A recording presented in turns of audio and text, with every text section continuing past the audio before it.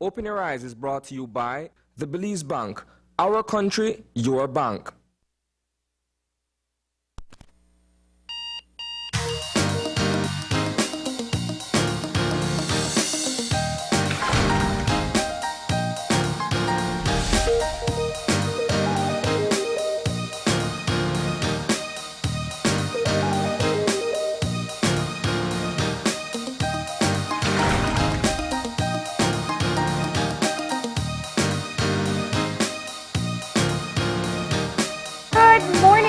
Welcome to Open Your Eyes. Start your morning right. I'm Marlene Cuellar. And I'm Asana Cayetano. And thank you for joining us this morning. It's the 26th of April, Marlene. We're almost at the end of the month. Time flies fast. That's right. And today's a very big day. Of course, we know today the Belize National Teachers Union initiates strike action. We do have the details. We'll be talking about that in just a bit. Certainly. So there is a lot to discuss. And we're on the heels of the budget debate as well, so some people are still discussing what transpired in the House on both days.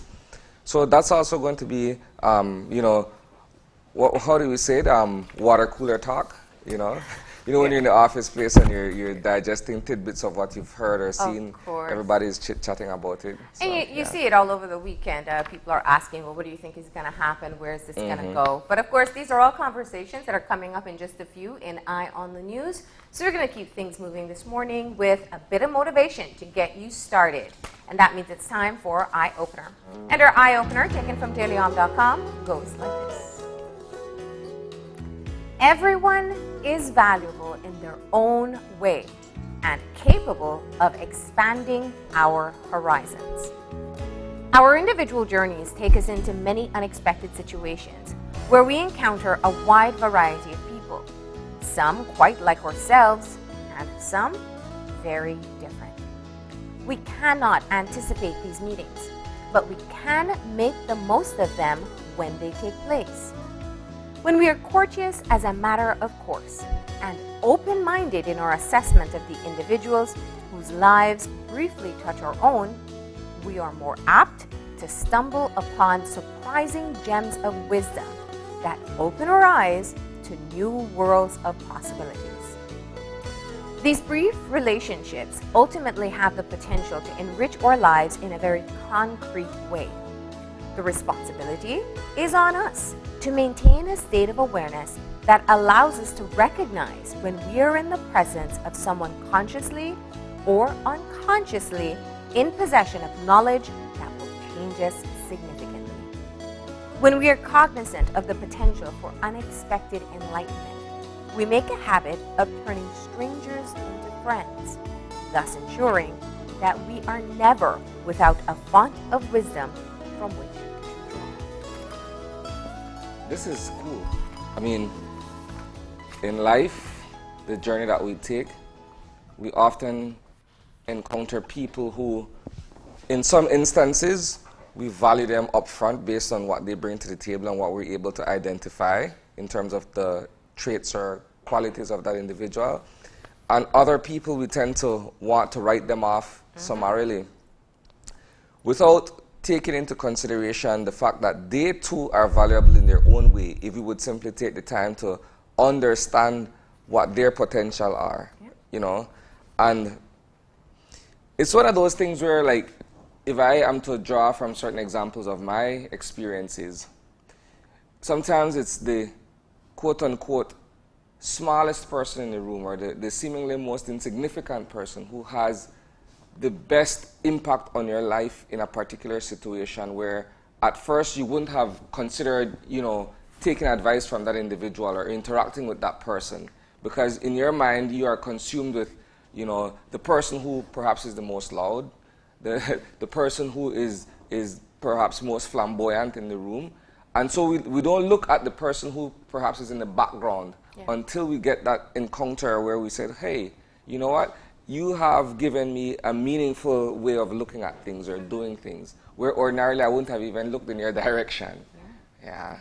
No, I feel like this is almost a vision statement for this particular show. It even used the words open your eyes, which is interesting. Because that's exactly what we aim to do. When you think about it, and I love the part where it says that you should always be cognizant of the potential for unexpected enlightenment. Yep. The more we're able to understand different perspectives, the more we're able to allow ourselves to understand more about any individual issues or the way people live. And over the course of the years, I think we have seen so many different people come on the show. One of the things I've always learned is that I sit in the position of being the learner. They're the expert, whether the expert in their own lives or expert in their own area. And there's always something. You always walk away with something new, like, I really didn't know that, no matter how prepared you are. Yeah. And so I think for me, that's one of the things that luckily through our work, we get to experience all the time. When you go out seeking information for news, that's exactly what you're doing. You're finding people who can provide for you some new perspective and help you understand and help viewers understand an issue even deeper. And it's so important because you do then realize that every single person, without a doubt, have value, but they also have something to contribute towards your understanding and your perspectives that you need to develop. And this is precisely what I'm saying. Like, oftentimes we look for information from people who we believe are the authority on a particular issue. Yeah. And so these are perhaps the people in high office. But then when you interact with the everyday person, you find that they too have a wealth of knowledge that you would ordinarily overlook because they don't present themselves as a professor or you know. And so it's in those small interactions that you realize how valuable people are and their contribution to knowledge and learning. Yeah, absolutely. And you know, it just starts with it starts with engaging in conversations. Yeah. Well, it really starts with having that openness, first of all. And then having the engaging conversation where even if you realize that somebody up front has a completely different perspective than yours, it helps you so much to at least understand where they're coming from. It won't necessarily change your mind or your perspective, but then you are able to understand more of what's going on. Yeah. So I love the eye opener. I think it's a great way to start the week, especially as you head out to encounter whether it's people on your job, people you meet in everyday life. We're going to keep things moving now, though, and we got to get our weather update. We got Francisca Wellington on the line. Good morning. Good morning. Good morning, Marlene and Isani. Good morning, Francisca. How are you today? I am good. I'm going home in a few. So you want to rush past this to clock off? All right. So it's going to be cool and cloudy, right? Hi. Next 6 months, Marlene. All right. Tell us. What can we expect for today? Okay. We'll continue to see fair and dry conditions today. Sunny skies. Today, partly cloudy tonight, and I am going for no rainfall. Okay. And what about the winds? All right. Today, we'll see winds out of the east, 5 to 15 knots, and producing choppy seas. Now, these temperatures, how high are they going to go today? Okay. Along the coast, we're shooting for 88 Fahrenheit. Maya Mountains, 84, and inland, 96 today. And for tonight, those are some warm nighttime temperatures. Along the coast, we're seeing 80 Fahrenheit. Inland, a bit cool, 70, and the mountain, 66. All right. And the extended forecast, any changes? No changes. I will tell you, I'll go a little bit ahead of my time. Friday, we'll see some changes. As in rainfall? Yes, or higher I am seeing temperatures? A cold front approaching us. So Friday afternoon, night, we'll see prefrontal activity, meaning we'll get some showers and thunderstorms. Oh, Francisca, don't tease us. We're just starting the week. Okay, so but in the meantime, you'll have good weather. All right. We do appreciate that update. Thank you so much. Have a great You're day. welcome. All right. Thanks, same to you. Bye-bye. All right, another hot day ahead. Of course, we do want to remind you when it is this warm, you want to ensure or try to stay out of direct sunlight if you can. Make sure you stay hydrated and check in on the elderly and the little ones to make sure they're hydrated as well. And with the weather out of the way, it's time for us to get talking about what are the big stories coming out from last week and what we're looking forward to in the week ahead. So let's shift gears to Eye on the News.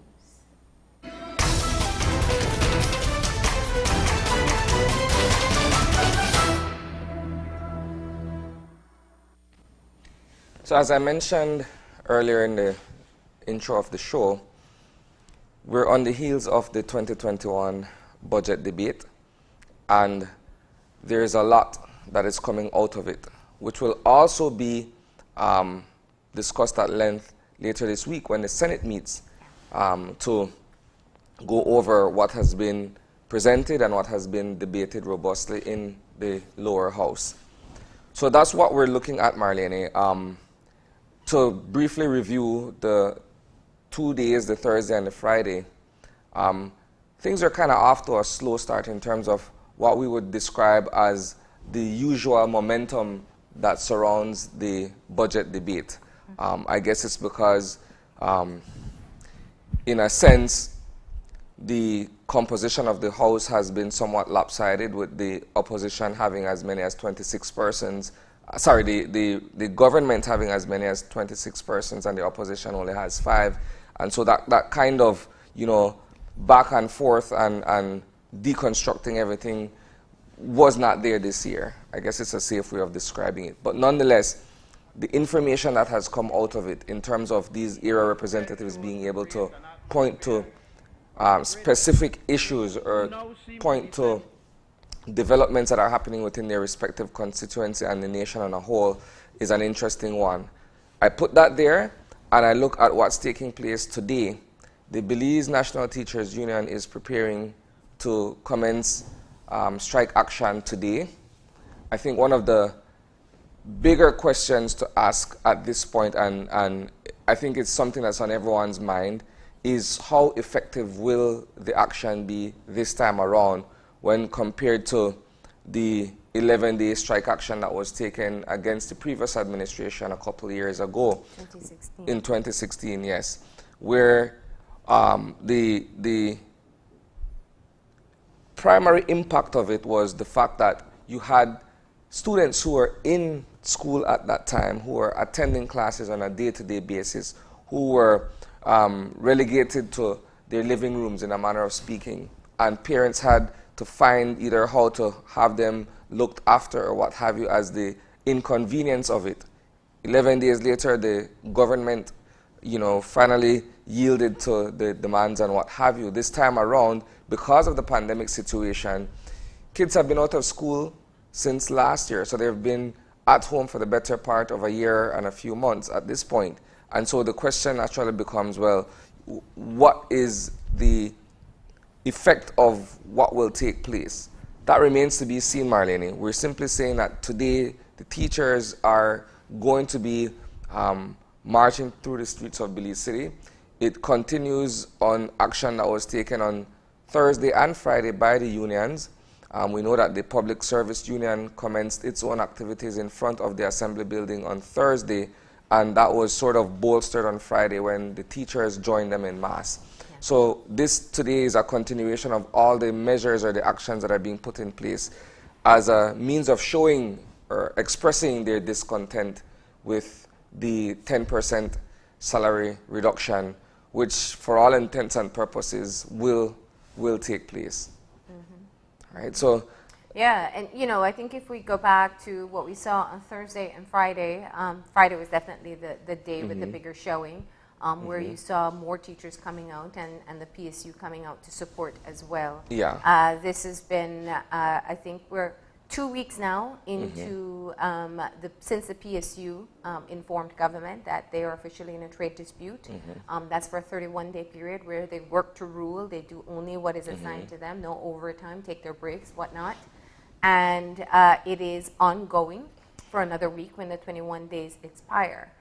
The Ministry of Education was also notified that today would be the initiation of the demonstration by the Belize National Teachers Union. And you're absolutely right. I think we all are asking ourselves the same question. Will a teacher's strike in the current context have the same level of impact that it did in all previous demonstrations that they've done? Once the teachers go on strike and they leave the classroom, parents are then left with the responsibility to figure out what to do with the children. It really does help to get to kind of build momentum in taking action, especially from government's part, because you have not just the teachers out there demonstrating, but your parents and those who are concerned, worried about the children or unsure of what to do with their children. And employers, of course, who have to give parents time off. So when that is not in place, will the demands and will the demonstrations have the same impact? And you know, it's yet to be seen. Today's demonstration is going to be held within individual districts. We know that teachers, many schools have sent out notice from last week. Principals are letting parents know what the strike action will be like.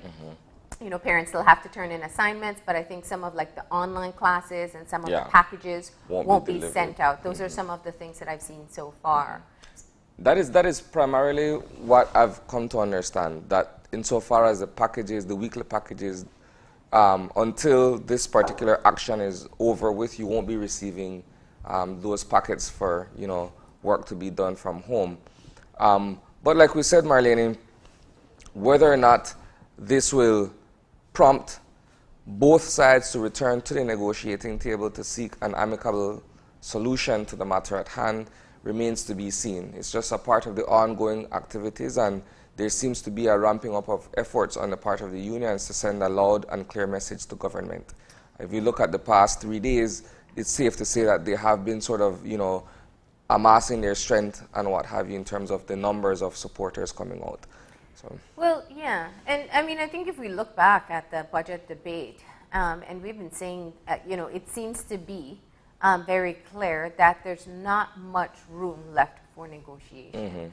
My question is whether or not they're still meeting with the whether the government is still meeting with the unions. Where do we go from here? Because expressing discontent is one thing, but if it's already decided, that's another story as well. And we don't know how long this is a developing situation. We've never been here. Yeah.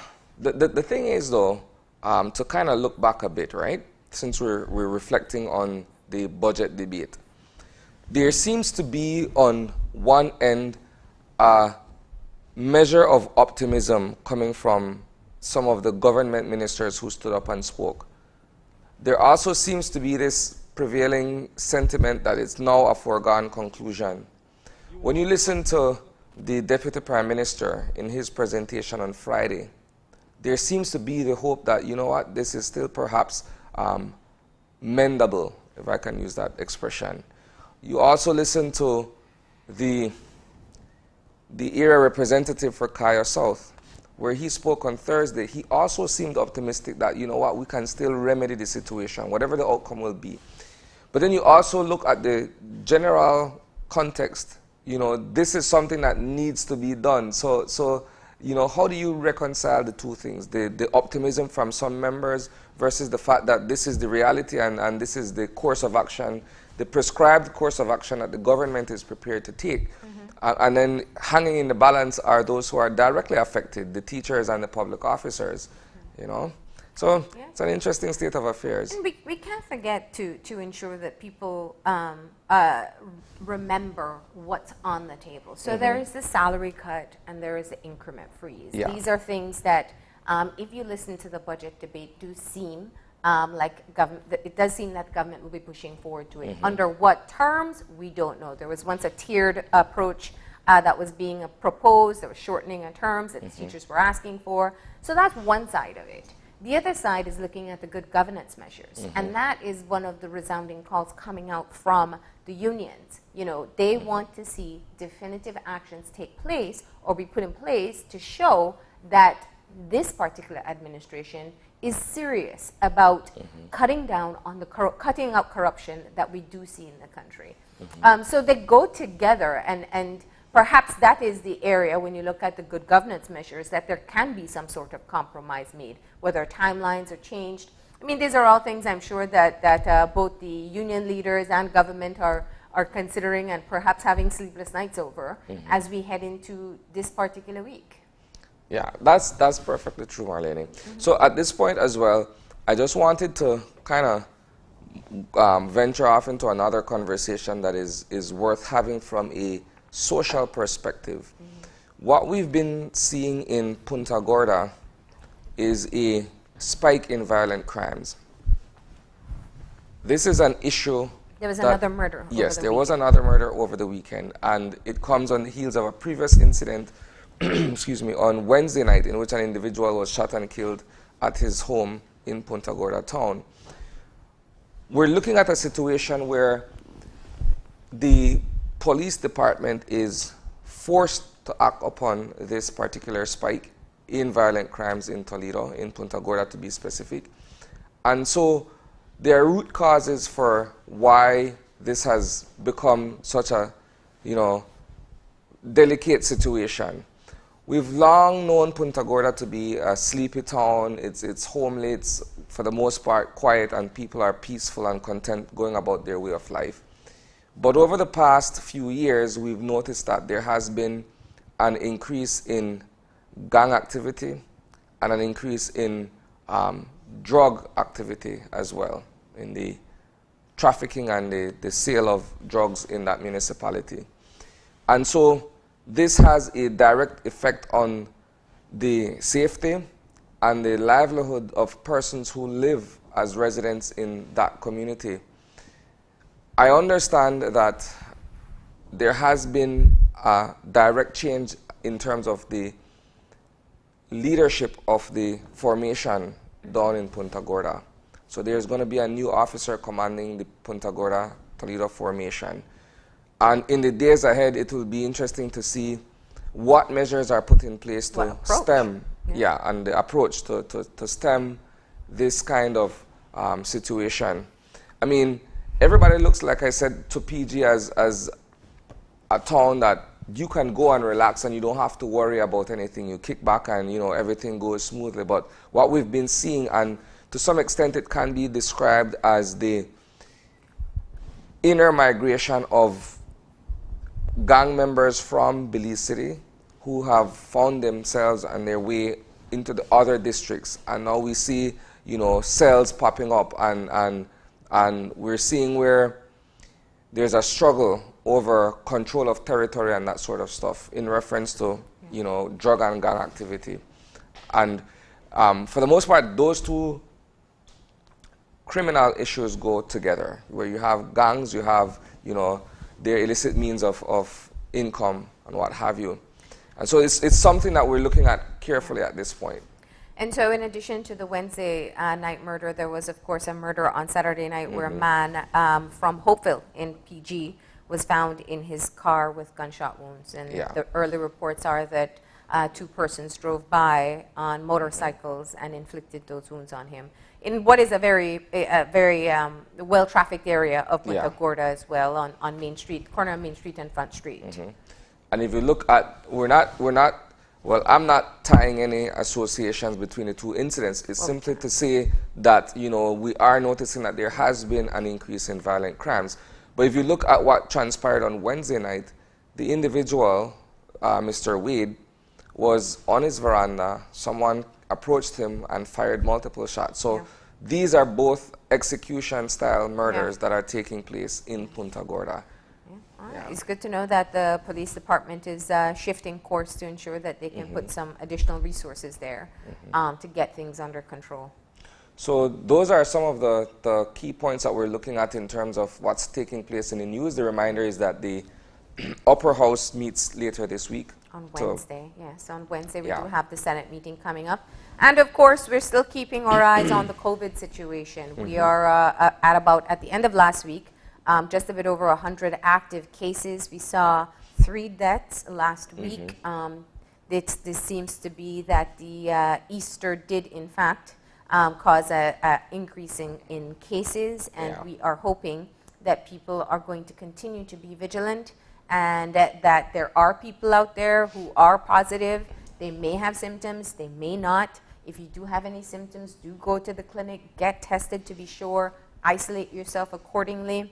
The rest of us have to continue the protocols of washing our hands, wearing our masks, and watching our distance. We are not out of the woods with this yet, and do remember that the vaccination rollout continues. So if you are one of the first 3 phases that are currently receiving, you can go and get your vaccination and start your protection from COVID-19. So that rounds off our Eye on the News for this morning. These stories and more will be covered in full at 6 o'clock on News 5 Live, and our content can be found on YouTube as well as on Facebook being streamed. So that does it for this morning's Eye on the News.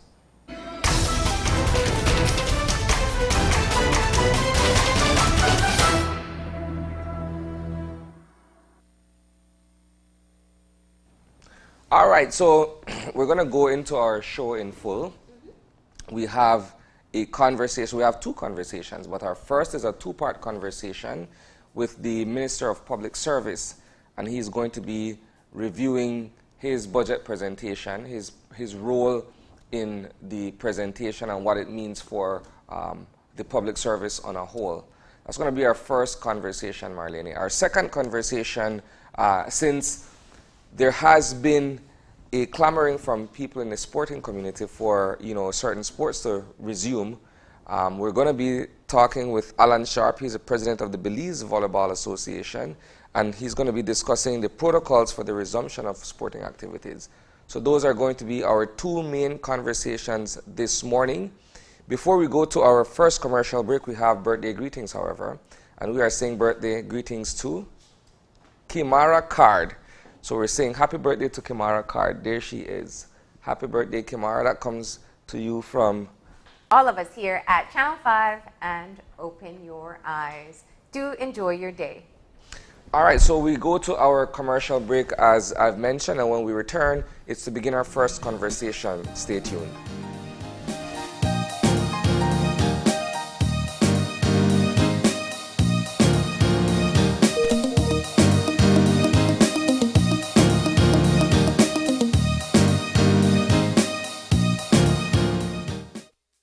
Currently, we're using Smart Elite VoIP calling plan.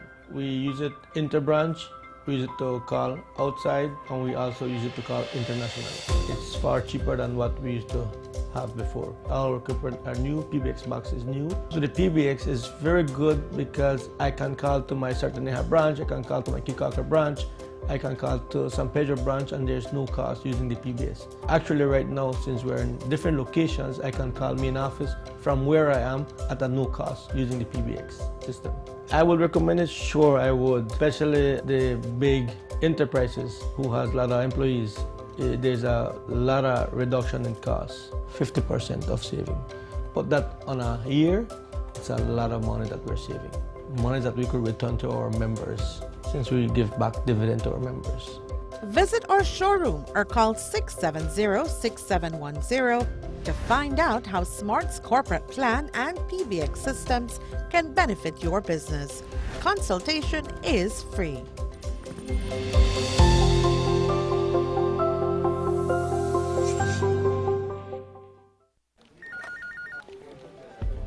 As one of the largest cable and internet providers in Belize, CBC strives to provide our customers with the highest standards of quality, value, and service in all aspects of cable TV and internet. Monitoring our systems closely, our technicians combine creative planning and state-of-the-art technology with years of experience and training to develop and provide the most reliable and advanced cable and internet service to exceed your expectations. For CBC and our team of talented engineers, technicians, and customer service representatives, delivering less than the very best is never an option.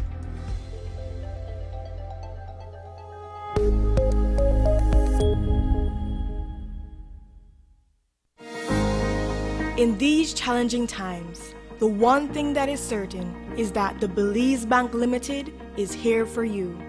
There is nothing more important than your health and safety, and we continue to make every effort to make banking safer for you. Our staff is working around the clock to make sure you can do your banking conveniently 24/7 using our mobile banking app and online banking and keeping ATMs up and running. We value your relationship with us and are here to provide the support you need. First responders are also out there 24/7. Thank you, healthcare workers, security forces, firefighters, caregivers. You are all appreciated. Stay safe. We will get through this together. The Belize Bank, our country, your bank.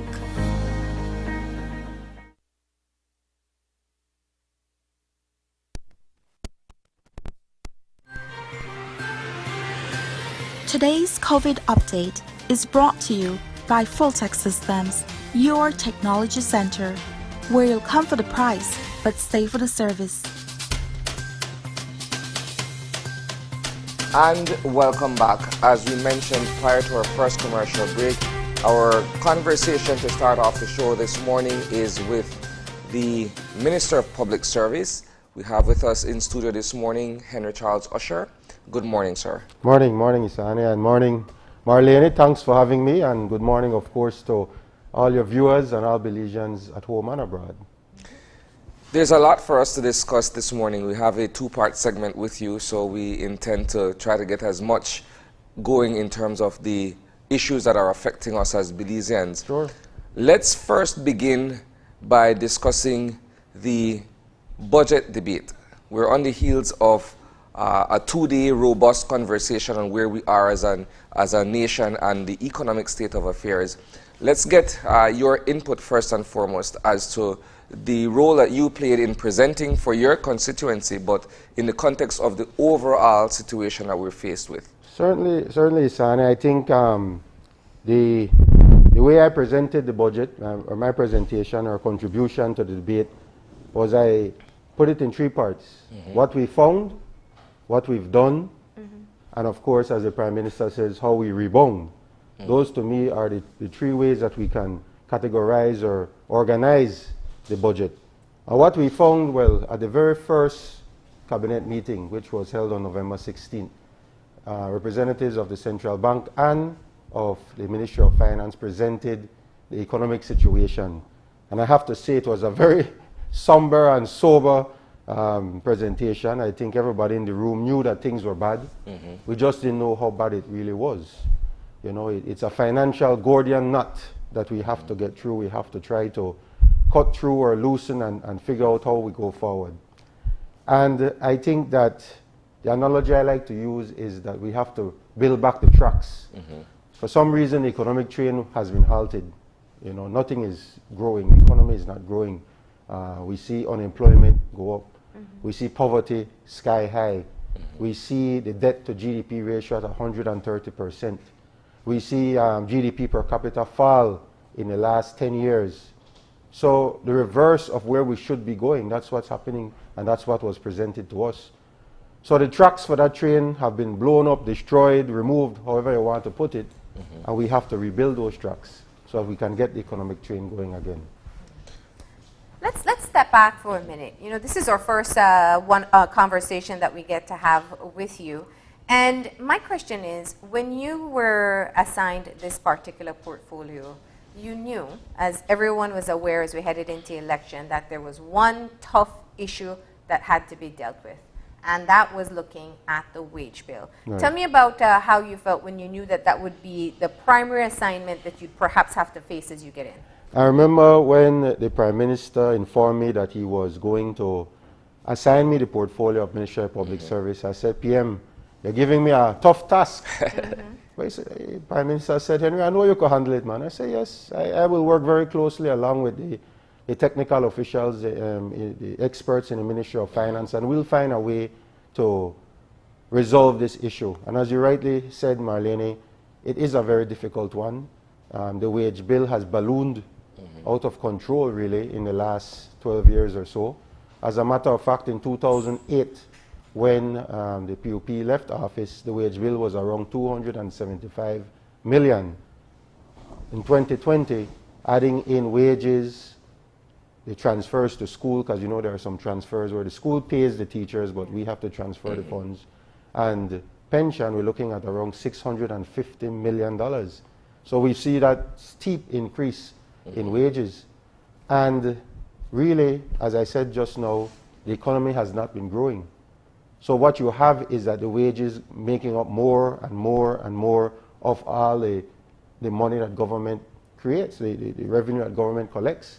So now we're at 83%. 83% of every, or 83 cents out of every dollar that government collects goes into paying these wages and so on. It's just not sustainable. If you are running a business, Isani, and you have to pay your employees 83% of what you earn, meaning that the business can only keep back 17% to pay all the other bills, very soon your business will go out. We've heard this number being thrown out before, the expansion of the wage bill by what is just a bit less than $500 million right. since from 2008 to today. What accounts for it, though? Why it has gotten where it is? Well, I think that's a question that the technocrats at Central Bank and so on will really have to come to the Belizean people and explain, the Ministry of Finance officials, how did we get here? Now, I know that part of the issue was an agreement where if government revenue goes up, the wages of public officers go up. And but when it goes down, the wages don't go down. Yeah. So, yes, you might have a time when the revenue goes up, so you have the corresponding increase in wages. But the same should be said if the revenue goes down. That's one issue. Two, what we found was there was a lot of padding in these government departments. You had people who just didn't show up for work, but were being paid by one particular ministry or the other. I think the Minister of Education raised the issue in the House during his presentation about people working in the former minister's political office being paid by the Ministry of Education. That just cannot continue. We cannot allow that to happen. If you are working for the minister in his political office, you shouldn't be paid from the ministry which is assigned to that minister. So we see a lot of padding of these departments, these ministries were happening over the years. And so it really reached a point where the number of workers was just too big. The public service became too big. So what's the total number of workers that's been added to the list since 2008? Do we know? We are, when you include teachers, police officers, soldiers, Coast Guard, and so on, we're around 15,000 public officers. I don't remember the exact number where it was in 2008, but it's a big increase from then, I can tell you that. So those individuals, however, one would say are legitimately employed, right? Teachers go to work, you can account for their productivity and their output, same for police officers, etc. But when you're discussing persons who are part of the quote-unquote pad, people who are working for political purposes out of a particular office and being paid from the public coffers, when you remove all of those persons, you weed them out based on a review or what have you that you guys would have conducted upon taking office. When you take all of those persons out and you say, okay, fine, we've gotten rid of these many people, you're still faced with a situation where it is still very much bloated nonetheless, based on the number of persons who have been employed since 2008 to 2020. Is that a fair statement to make? Yes, it is. It is. It's something that we have to look at. As a matter of fact, in our consultations with the unions, especially the PSU, they have been requesting a staff list for a number of years. Yes. And we provided them with that staff list in February. And we said, let's look at it together. Let's see where we can tighten up and where we can fix this staff list. What needs to be done is what is called a desk audit. We need to go into every department, every ministry, and see exactly how many persons are working in there and how many should be working in there. How many are actually needed. Right. There's a department within the Ministry of the Public Service called the Job Classification and Compensation Unit. And that department responsibility is to go in and do the proper organizational chart for each ministry, for each department, see how many secretaries you need, how many technical persons you need, how many clerical officers you need, etc., so that we can know exactly what we need in every ministry. That has not been done in a number of years, you know. I can't understand what was happening between 2008 and 2020 when it comes to the actual organization of the government service, of the public service, because in many departments, they don't even know how many secretaries they should have. Sometimes it's funny that you are overstocked, meaning that there are too many people working, yet you always have vacancies. Yeah. Why is that? Because the persons are not classified or are not in the proper position that they should be. So maybe your ministry needs 5 secretaries, let's say, but you only have 2, so that you have a vacancy for 3 secretaries. But your ministry only needs 2 clerical officers, yet you have 5. So you have 3 more clerical officers than you have than you need, but you have 3 less secretaries than you need. So yes, you're going to have vacancies for secretaries, but you have 3 additional technical officers. So whereas you're supposed to only have 8 or 7, it gets bumped up to 10, and that's how it's like a cycle, no? That's what happens over and over again. What is interesting, Isani, is that what we found when we got there was that the monthly emoluments bill for government actually peaked in June 2020. Now, in the last year, that was the peak, that was the highest month. During the COVID crisis, government was actually spending more instead of trying to relieve the situation with the health issue, putting more people, adding more people to the list. So there's been a lot of talk and a lot of rhetoric out there about this government hiring people, but the reality is that we've only hired enough persons to fill those that were either terminated or resigned.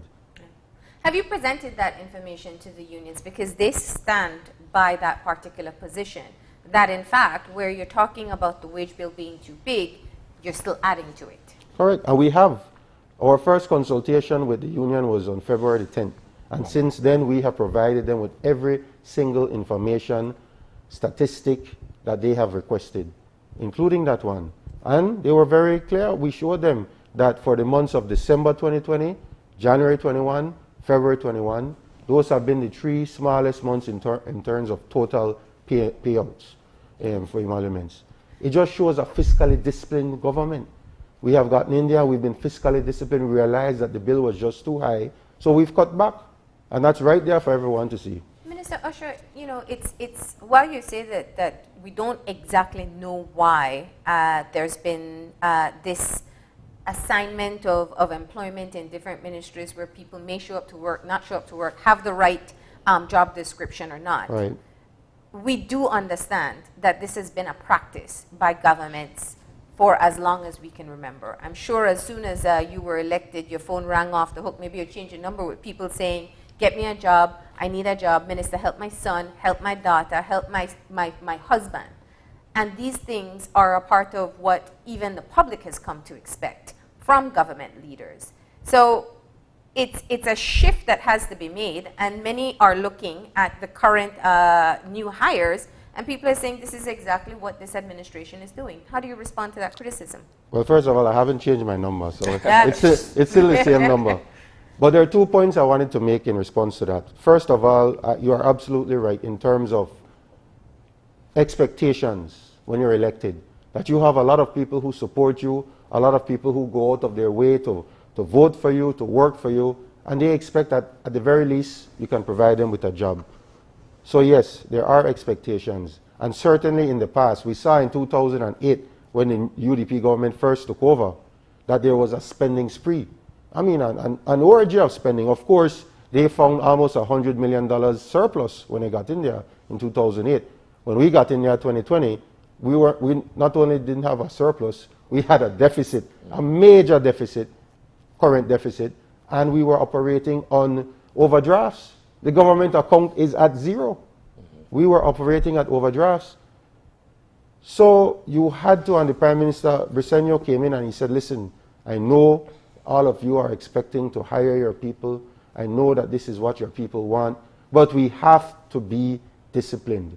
We have to make sure that we turn the economy around before we start going and we're starting to hire more of our supporters. The second point I wanted to make, Marlene, is that any government would want to hire more people.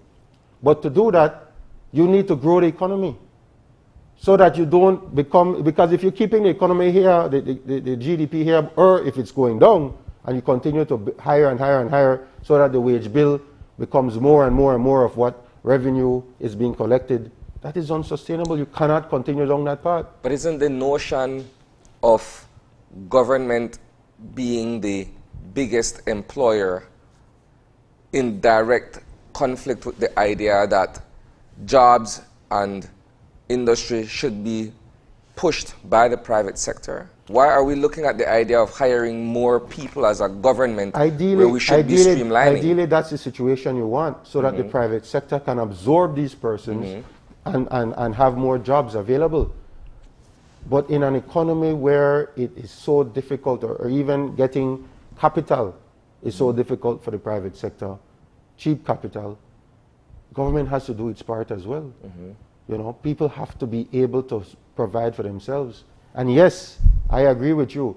We have to increase, we have to build the private sector so that less persons are reliant on a government job. But we also have to provide the services that are expected to the country.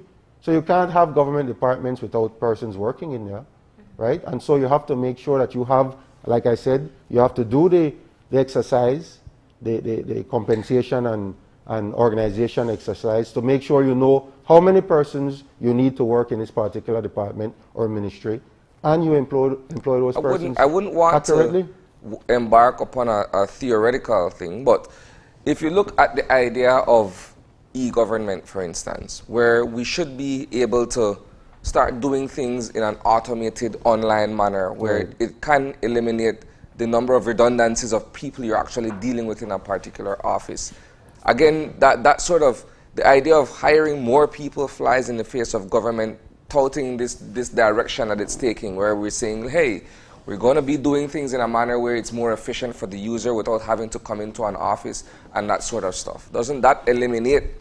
E-government is a exciting enterprise that we're engaging in right now, and there's a minister responsible for that, and I'm sure he has many ideas of how to incorporate e-government. But part of e-government is modernizing the public service as well. Yeah. And that's an exercise that the Minister of E-Government and myself as the Minister of Public Service, we're working together to modernize the public service. A lot of the areas, you know, you can apply for certain things online, digitally, etc. You know, you don't have to go from department to department. So the persons that you're hiring then have to be knowledgeable in that part. They have to have those skills to work with e-government. So it's not that you're going to replace workers with e-government, but you'll have a different skill set then, no?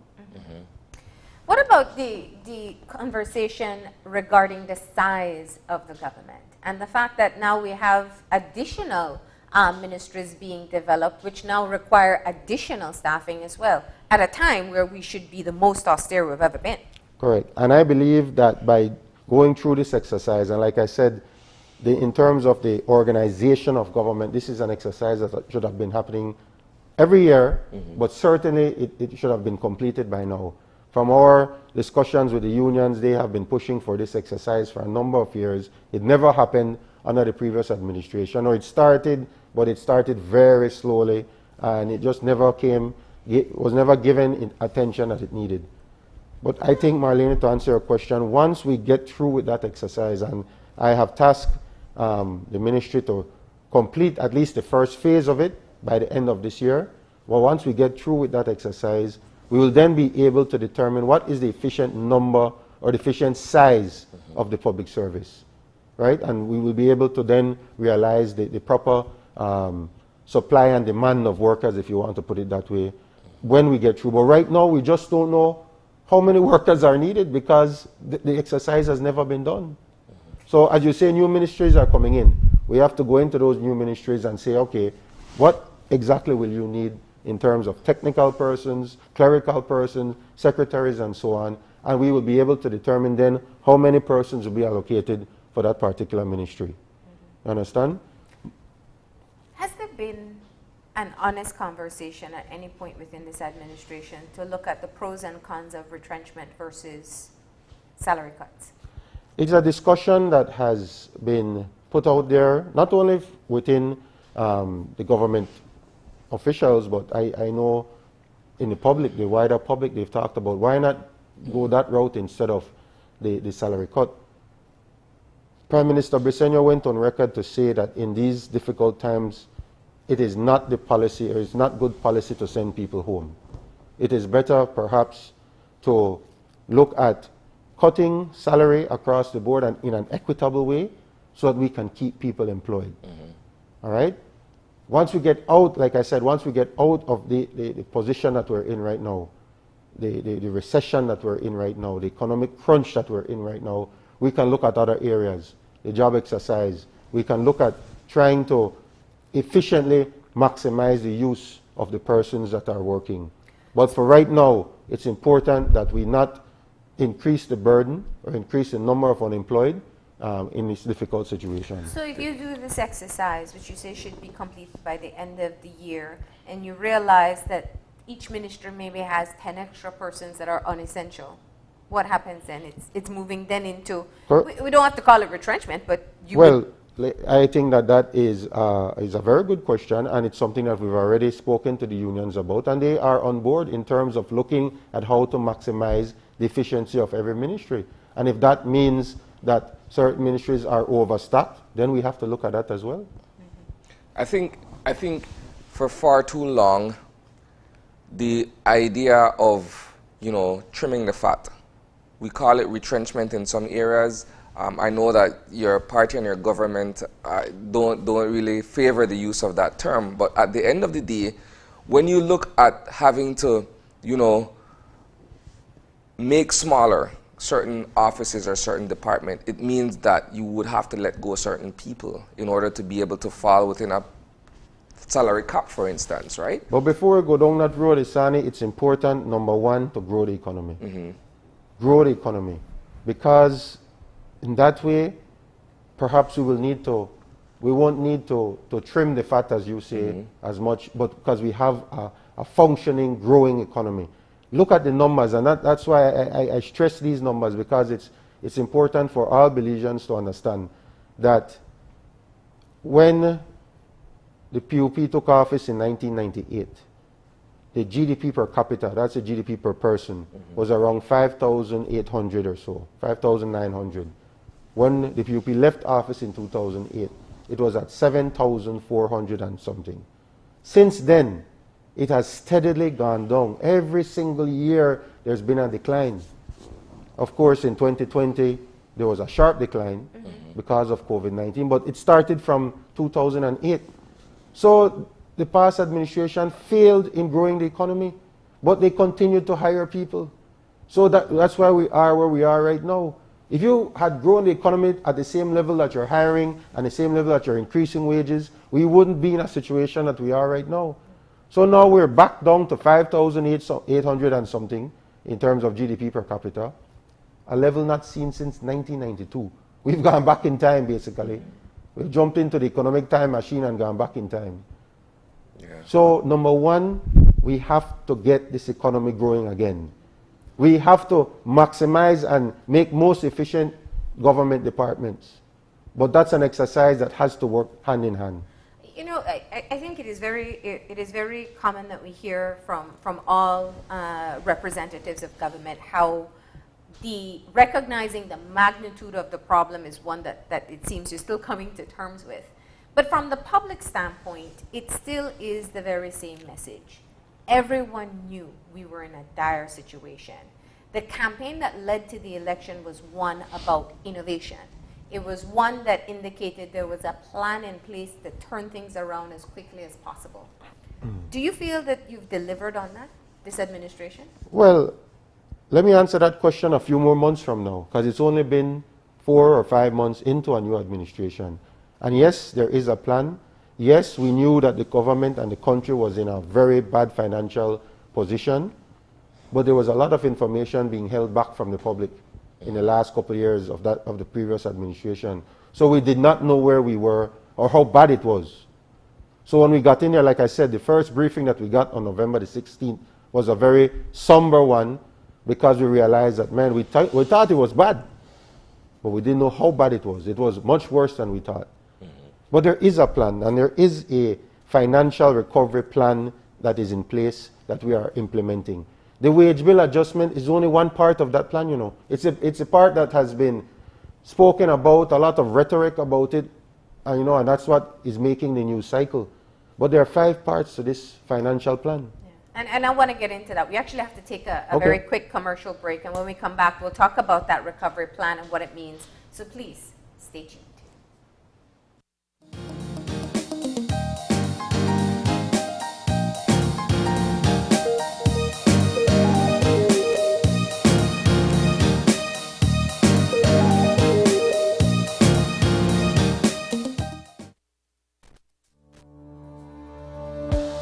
Working off-site doesn't mean you have to be off your game. Studies have shown that simply adding a keyboard and mouse to your laptop increases productivity by 26%. Add a monitor, and you'll be 35% more productive. At Fulltech Systems, we have what you need to enhance your remote work or e-learning experience. With devices such as headsets, video conferencing monitors, webcams, keyboards, mice, docking stations, all with the brands you trust. Keep connected with collaboration tools like Microsoft 365 Suite and Kaspersky and perform efficiently no matter where you are. Fulltech Systems, your technology center, where you'll come for the price, but stay for the service.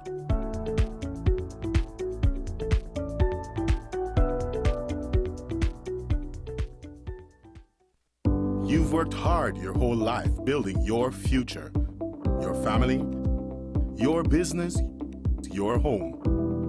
And when you aren't around to safeguard your most beloved assets, you are at ease because you know they are protected by RF&G Insurance. For over 50 years, RF&G has been making sure business owners get back to work after an accident, and families get back into their homes quickly after a natural disaster. At RF&G, it's you who matters most. Visit us today and learn why it pays to get it right. RF&G Insurance, a Rowe Group company.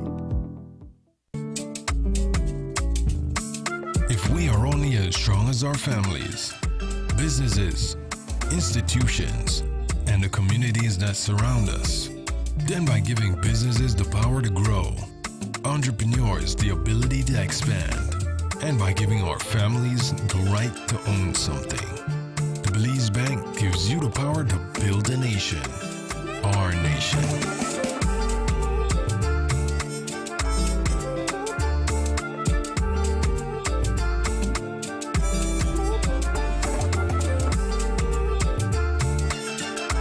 We are stronger together. The Belize Bank, our country, your bank.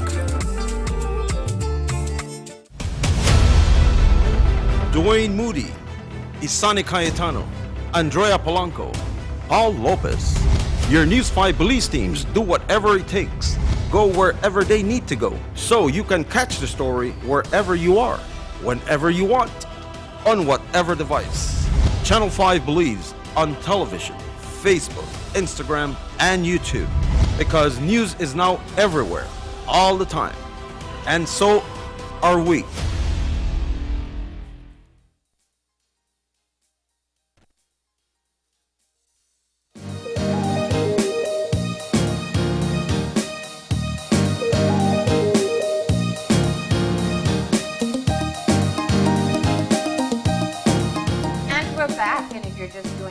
We are continuing with part 2 of our conversation with the Minister of Public Service, Honorable Henry Charles Usher. And we were just about to talk about the recovery plan that has been presented so far by the Briceño administration. And a key component in that recovery plan is really the main conversation that is happening for the past few weeks. And that's looking at the salary cuts, the wage cut, I should say. That includes both reduction in salary as well as an increment freeze for public servants. Now, I want to get some insight from you, Minister, about the negotiation process. Tell us what it was like from your end. Well, it's a consultation process, first of all. Well, that's been debated. The union say something else. It is one that I benefited a lot from. I have to say that it has been very educational for me. I was happy to be a part of that process because I think the ideas being shared, the information being shared have been mutually beneficial. On the government side, we understand what the unions, what the public officers are going through. You know, let me step back there. Do you think it makes political sense for a new government to be talking about wage adjustments in its first 5 months of government? No, it makes no political sense. I didn't want to be having to talk about this. None of my colleagues on the government side would have wanted to be talking about a wage adjustment so soon. What we want to do is to get on with Plan Belize. There are so many ideas in Plan Belize. There are so many ideas that we all have in our different ministries that we want to get that going. But the reality is that we have to fix this Gordian knot, this financial Gordian knot. We have to find a way out of it. And so that is what we presented to the unions over and over, the joint union team, from the first meeting to the very last meeting. This is where we are. Something I wanted to explain, Marlene, that in terms of the wage adjustment, government is looking for a $60 million relief. In terms of the increment freeze, it's 20 million. So it will be around 80 million. But that's not 80 million that we will have to spend anywhere else. All right? It's not a saving of $80 million. It's, all it is a cash flow relief. Government is borrowing about $30 million a month right now to meet expenses. Yes. With these reliefs, hopefully, we will be able to, we'll still have to borrow, but we'll borrow less. Yes. Maybe we borrow 18 million a month, and then if next month when revenue goes up, 12 million. Following month, revenue goes up, 7 million, and so on. So we reach a point where the revenue can match the expenses. So at that point, we don't have to borrow. But it's not a saving. It's not $80 million that will go into an account somewhere to be used anywhere else. It's simply a cash flow relief mechanism. And that's why it has to be done, because the money is just not there. Where was there the breakdown in translation of that particular position versus what the unions interpret it to be? Because they are saying, well, if you're trying to save, then you can look to other areas to be able to collect those monies from the monies that you need, the 60 on one hand and the 20 from the other. And that's why we're saying the financial recovery plan is a 5-part plan. The wage adjustment is just one part of that. And really, it's only what the relief that we're seeking in wages and increment freeze is only 20% of the overall plan in terms of what we're going to, how we're going to bring down the cost of government. It's only 20%. It's only 20 cents out of the package. It's the smallest amount, but it's the one that is making the most wrongs. Why? Because I understand people are worried. People are in a position that, man, if I have to, my salary goes down, how will I be able to meet my bills? I understand that. I completely understand that. Well, Minister, let me jump in there, because that's one of the things I've been reflecting on. Your pre-government work, you were very much exposed to what the standard household earned, what the standard household owed, and what they were, how they were struggling individually as a family. You came from a very budget-conscious teaching. So when you know that people in this country are already struggling, teachers, public servants, even 10% is too much.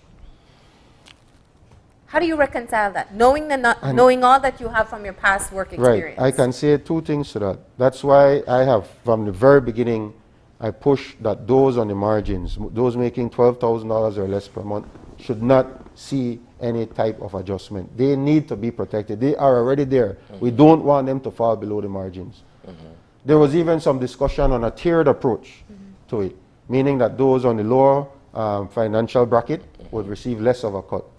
The joint union team was not of that opinion. They felt that it should have been 1% across the board to make it equitable. Fine. From the very beginning, we said, these are the figures. If you want to go down the road of a tiered approach, let's do it. They were not, they said they couldn't reconcile that. The second part is, I agree with you, Marlene, that where I was working, I helped hundreds of public officers and teachers to be able to have some kind of financial literacy. And that is something that the government intends to assist the unions and the public officers with, financial literacy. Where can you save money when you don't, or you're spending too much? It's an exercise. You just have to look at your income, your expenses, and there are some people that just, like they said, they have loans at many institutions. You might be able to save money by consolidating those loans at one institution at one interest rate, rather than having 5, 6 different loans at different interest rates. It might be that you're spending too much on certain areas. You need to cut back here so that you're able to prioritize what you need to spend on. But it's an exercise that you have to go through with your financial consultant at whatever institution you are at. But government wants to do its part to be a part of that. And like I said, I understand there's a fear there's a fear that this 10% will lead certain people to go below the poverty or not line. be able to make their bills. In the private sector, a lot of persons went on different cuts without any kind of input. Many big institutions cut salaries by 15, 20, 25%, at different levels. Persons had to adjust. Well, this is what makes the issue so divisive and polemic in nature. Simply because if we look, and I'll use us as an example. In the private sector last year, when the entire economy tanked because of the pandemic situation, there was no consultation or no negotiation. People were sent home immediately, particularly those in the tourism industry. Others in certain areas of private sector, we took a 20%, others took a 50%, and what have you. There was no room for us to sit at the table and say, okay, well, this is what you'll give, this is what I'll give, we'll meet each other half. That never happened. And so because of that, we're having a difficult time seeing exactly where the teachers and the other unions stand on the matter, because the wider populace have already dealt with the issue at the private sector level. You make a very valid point, Isani, and I think that I will say one thing. I don't believe that we as a government have done a good enough job of explaining to the entire country what the economic position is. I really don't think that the PR work was done. And I have been asking for an infomercial, something to get out there. Well, you did exactly. You went on a defensive. There was an attack that was made against union leaders and with the rhetoric that is out there on both sides, the rhetoric out there. Do you approve of the attack messages that were sent out against unions? Well, first of all, you classify it as an attack. They were attacks. They were political I believe attacks. that the information being put out there is information that people needed to know in terms of the 83 cents for the dollar. I saw a commercial on that. I saw the ones that personally targeted. Absolutely not. I don't agree with any personal attacks on any person. Absolutely not. But we need to do a job of getting the information out there. And the rhetoric on both sides have not been helpful. Those are not, because I heard some union leaders speak about civil disobedience and shutting down the government or shutting down the country. That's not helpful. How can we be going through a financial crisis and the talk is we're going to shut down the country? That type of rhetoric is not helpful. I mean, from the outside looking in, there was an instantaneous defensiveness that came up from the government side, rather than an empathetic one. And I want to bring that right back to you, because one of the concerns that's been raised by the union leaders is even your demeanor within the negotiation talks or the consultation talks. How do you respond to that? The demeanor of the team? Your demeanor. Oh, my demeanor. I haven't heard anything to that effect. I know that we have been, in terms of being across the table, the discussions have been frank. They've been always done in good faith. I mean, any information requested of us on our side, we have presented it to the unions, to the team. They have brought information to the government side as well, and we've taken that information back to cabinet, the positions, the counter proposals. It's always been done in good faith. I don't know if the message is one that perhaps when they took it back to their membership, the membership said, well, we don't want to hear something like that. I could understand that type of position, but I can't speak for what was being done in there. Where does this go from here? Today the teachers start this strike action. The Public Service Union is still in their trade dispute and doing their work to rule. Where does this go from here today? The door is always open, especially on my side, and I'm sure with our team. The Deputy Prime Minister is the lead, and Honorable Francis Fonseca is there as well. Honorable Chris Coy, representing the Ministry of Finance. We're always willing to sit down and discuss. But it has to be a discussion with real results. You spoke earlier, Isani, about the other options being put on the table. Yeah. And we were looking at all of that. I haven't gone into the 5 plan yet, but we're looking at all of that. But those options will yield results, but not immediately. What I'm saying is we have to have an immediate relief now. We need to be able to cut down what we're borrowing now. One of the the areas we're looking at is to make sure we go after tax debtors, persons that owe a lot of taxes. The government has created a debt recovery unit. We're looking at bringing back a tax court.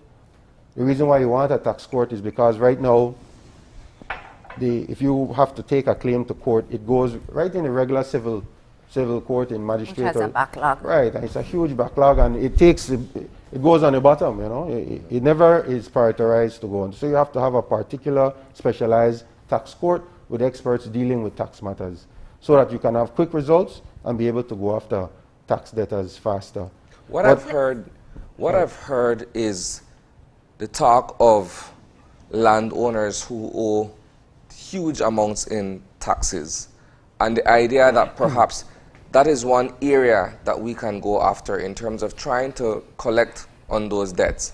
But practically, if I owed $5 million last year in better times, and you weren't able to collect it from me then, now that we're in this difficulty, I can simply say to you, where do you expect me to find it from? Yes, I'm fully aware that I owe the money, but we're all living in dire economic times. Where do I find now a portion of that $5 million? And I think that is part of the conversation that people aren't necessarily seeing, because we're simply saying, well, there's all this money out there, let's go after it. Well, if you weren't able to collect on it then, what makes you think that you'd be very effective in doing so now? Land tax is only one area. You're looking at GST, business tax, lease tax services. You're looking at customs. There are different areas of government revenue where we have to tighten up on. The issue of the land tax is one that, yes, it amazed me that in difficult times, the previous government waived land taxes, $19 million worth of land taxes waived when government was in a financial crunch. Or as I brought up in the House last week, the deal with the Nature Conservancy, which, you know, the goals of it are laudable. You want to have an area of the country. Is this an NGO? I heard you give that presentation. It is. It's a group of NGOs that are buying back private lands to make it to make it a reserve. It's a job. Who are the players involved? Well, the overall group is the Nature Conservancy. I don't know all the different NGOs that would fall under that. So as I said, the goal is laudable. But what I find incredible is that I think Parliament was dissolved on October 6th. This agreement was signed on October the 19th. So we're looking at 2 weeks after Parliament is dissolved, so a few weeks before the general election. You're signing an agreement that waives land taxes for 50 years, waives stamp duty, gives up the carbon credits, the right to the carbon credits. At the very least, that should have gone to Parliament. At the very least. You should not have been signing any agreements like that in the dark. Are these agreements being reviewed? The Attorney General's Ministry is looking at it. Let me just get some immediate answers from you. So we'll try to do this one rapidly. From what we saw in the budget presentation and budget debate, the salary cuts seem to be a foregone conclusion. Yes or no? We have to have wage bill relief, yes. Is it going to be 10%? Well, that is what the joint union team requested in terms of it being equitable across the board. Can it be less than 10%? To achieve the wage bill relief that you want, it can't be less than 10%. Has there been consideration for less than a 3-year term? Well, it's not a 3-year term. It's reviewable every year. So it's a maximum of 3 years. So it's not a 3-year term from now. So like I said, we're going to review it 6 months from now. We're going to review it a year from now during the next budget exercise. And if it's not needed, then it won't continue. So it's really just an annual reduction, an annual relief. And if we are where we are, you know, hopefully we do better than where we expect to go, then perhaps you don't have to do it year 2 or year 3. But is that realistic though? I'm an optimist, Isani. I'm an optimist. Well, the job you've been given is to grow the economy, to bounce it back, and you've got to get into that recovery plan. But let's touch the other matter, because I think it gets lost in the conversation so often. From the union members that we've spoken to, they've been very clear. They're not 100% against the salary cut. They want it to be conditional. They want to see immediate actions taken to show that this administration is serious about cutting out corruption. Correct. What's the holdup? But Marlene, there's no holdup. We've already started. You've given a timeline. No, They're saying the not the timeline is timeline. too We've short. already started. The very first parliament, the very first meeting of the House, we put on the table our good governance agenda. Yes. We didn't want it just to be part of the manifesto, Yeah. a political manifesto. This has become part of the record in a House meeting. Yes. This is what we're going to do. And we've already started. Let me finish there. Let me continue. The Public Accounts Committee. Yes. We've already made it. We've already increased the persons that are on that committee. We've made it public so that everybody can know the deliberations that's going on in there. We have implemented a Public Contracts Commission, including a representative from the opposition. So now the opposition will be able to see what contracts government will be signing. You'll have union representation, civil service representation, and opposition representation. In the last House meeting, we passed amendments to the Supreme Court Act, the Court of Appeal Act, time limits on judgments, you know, an amendment to the Constitution to make it that make judges more accountable to be able to give their judgments quicker. We've done all of that already. In the pipeline, we've already spoken to the Attorney General's ministry. They're working on unjust enrichment legislation. They are working on asset recovery, both civil and criminal, the legislation for those. They're looking at the whistleblowers legislation. All of those are areas that we're looking at and we're going to implement. The timeline that we had originally proposed, saying 3 to 6 months, perhaps they felt the union team felt that that was too long. No problem. We'll try to do it faster. But these aren't an overnight exercise.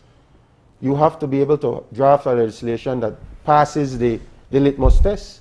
You don't want that you have a legislation and the first challenge to it, because it's not drafted properly, then it fails. So you have to have this legislation done properly. It has to go through the proper stages in the House before it becomes law.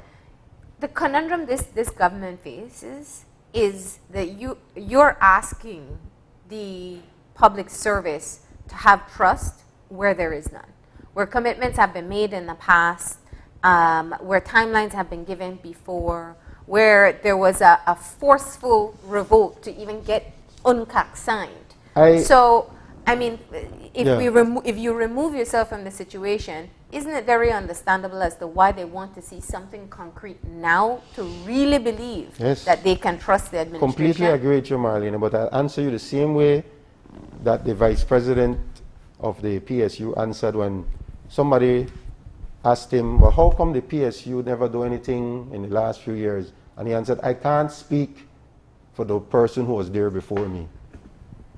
You know, Vice President Flores said that, I can't speak for the person that was there before me, but I can show you that since I have been elected to this office, I have been challenging government. I agree with him. Similarly, I can't speak for what came before me. I can only speak for what I know that I can do and what I will do in terms of reforming. That's the mandate that was given to me, the portfolio that was given to me by the Prime Minister, political and constitutional reform, and I intend to carry out the reforms that are necessary. But it can't happen overnight. So you're asking me to answer a question on trust when I wasn't there, right? So that's the only way I can answer that. How will you, I mean, from what we've seen, the cabinet briefings, what we heard in the budget presentation, your very responses, the cuts will take place. And legally, under the Constitution, you are allowed to set the salaries for public servants. I'm assuming that action is going to take place very soon. Yes? Well, the budget has not been approved yet. It has to go to the Senate. No, I mean the use of the Constitution to set salaries. That's the route that you'll go?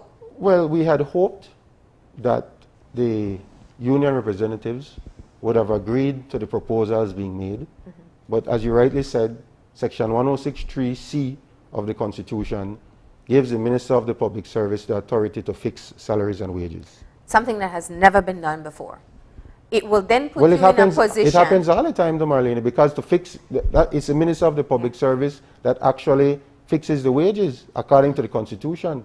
So it has been done. Has it been used to reduce salaries before? It has been done every single year in terms of setting the salaries. But not to reduce. Whenever there's a salary, whenever somebody is hired, it's done through the Minister of the Public Service. But it's never been used to reduce. Well, to reduce salary, the Public Service Commission deals with that as well.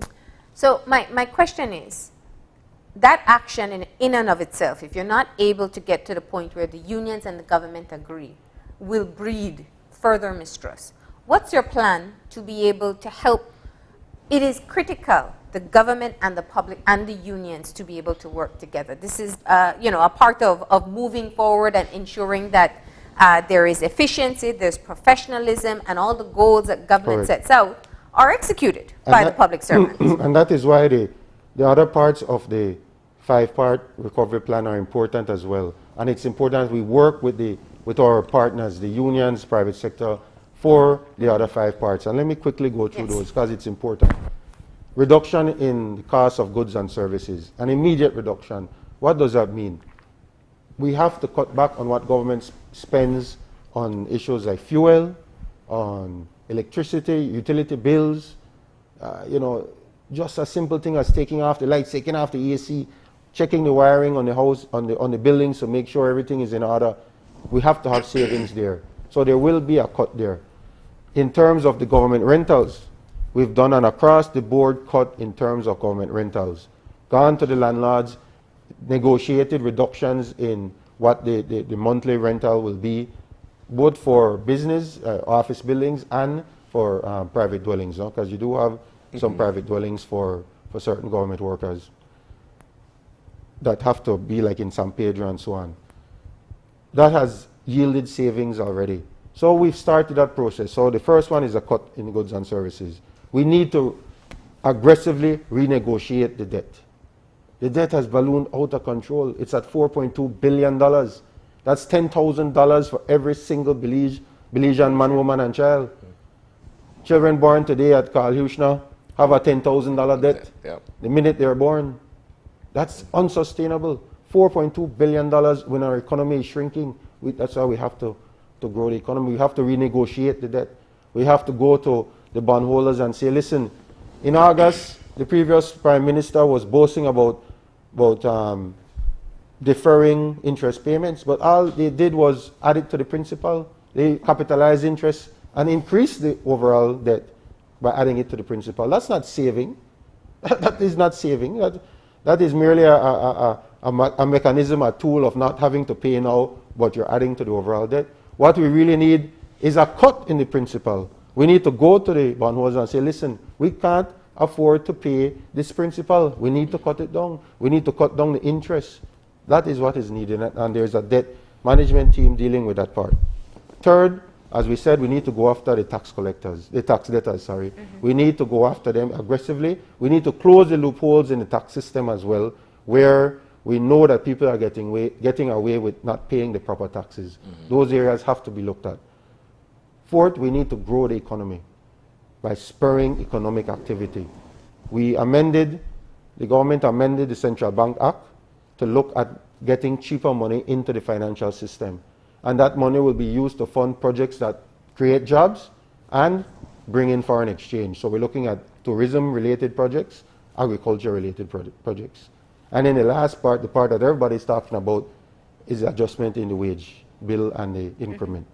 So all of this, we have to work together with our partners to make sure that we keep that plan going. We have to review the plan often enough, every 6 months, or more often than that, but certainly at the 6-month marker, which will be around October, we need to look to see where we are now. Minister, before we move further with this, for the teacher who's watching right now, who knows that after everything they pay out to loans, to institutions, to these payday loans that are robbing them already, they have very little, if anything, left. To that teacher who's watching right now, who's so scared of what will potentially happen come next pay period, what do you say to them? I say that I understand the anxiety that you have. I understand that you are uncertain about how you're going to meet your bills. the government is doing all it can to make sure that we soften that blow. Meaning, we have spoken to the financial institutions through the central bank. You know, they had moved back when the loan, you know, you have to make provisions for certain loans. We have spoken to the DFC, to the National Bank, so that loans can be made available, particularly for teachers and public officers. We have spoken to BTL to have them reduce the cost of the internet packages that they may need from home when they're doing their online classes and so on, so that they can have savings in terms of that area. We're doing what we can, and then, of course, the last part, the land credit that was instituted or proposed, I should say, recently. These are all areas we're doing our best to soften what we know will be a very difficult economic blow. Hopefully, the economy rebounds to a point where we don't have to continue this beyond a year. You know, that is my sincere hope. We're saying that we are projecting a 2.5% growth in GDP this year. I think we can get there. If that happens, we will review the whole situation and see where we can then provide further relief. All I can say is, I know it's difficult, but we have a plan to make sure it doesn't become an impossible situation for you. Well, I wouldn't want to be skeptical or openly cynical of the idea, but if you look at 1 year to begin to turn things around, it doesn't seem realistic. I mean, I hate to put it that way, but you know, what we're facing is a situation that will be with us for the next 5 or 6 years or so. And while we can make initial strides in the right direction, the time limit that you're looking at, in terms of your optimism of the situation, doesn't seem... Regardless, well, like I said, I'm an optimist, and I will work overtime as hard as I can to get the things going that we need to get going. But regardless of, you said 5 or 6 years, this is a 3-year plan. Will not go beyond that. Okay. You know, we'll look at it after 1 year, and hopefully we can make adjustments in that first year so that we don't have to continue where we are right now. But we'll not go beyond that, because we believe that if we put in place the necessary measures, we can turn this thing around. We have the ideas, we have the wherewithal, we have the mandate to turn it around. So that's what we're going to do. That is in line with the homegrown economic recovery plan.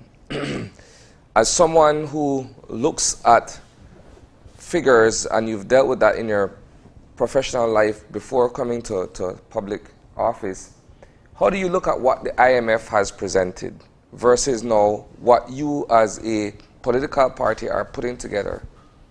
In terms of what they're proposing? How do you look at what they've proposed versus what the party is putting forward? I think the IMF always goes to the extreme, right? Their technocrats don't offer you middle ground.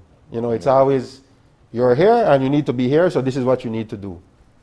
But interestingly though, even they said they don't agree in this year that we should be having any increase in taxes. Overall, they said, yes, GST should be higher and this and that. We don't agree with that. We don't believe, I certainly don't believe that when you are going through an economic recession, increasing taxes is not the way to get out of it.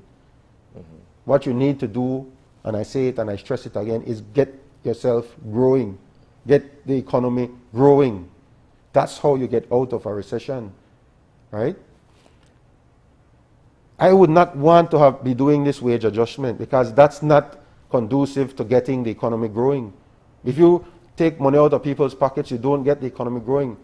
But the wage adjustment is not for economic growth. It's for cash flow relief that the government just does not have. The ceiling for government borrowing is 1.4 billion domestically. We're at 1.33 billion already. I'm not sure how much we borrowed this month. But if we borrowed the same 30 million, that's 1.36 billion. We're very, very close to that ceiling. You're teetering on the brink. Right. We can't go beyond that legally. So we need the relief now. And that's why I'm saying that I believe that by putting in all of putting in place a recovery plan, doing the reforms that are needed, perhaps in year 2 we can soften the blow a little more so that we, and hopefully eliminate it altogether. But we need to look at it where we are, and we need to work hard this year. We need to make the hard decisions now to get us going again. You don't want to go down that IMF path. Believe me, you don't want to go down that path. Because they're already talking about so many have to be sent home, increasing GST, doing this, doing that. We believe we have an equitable, homegrown solution to this. All we're asking the Belizean public is give us the opportunity to implement this plan.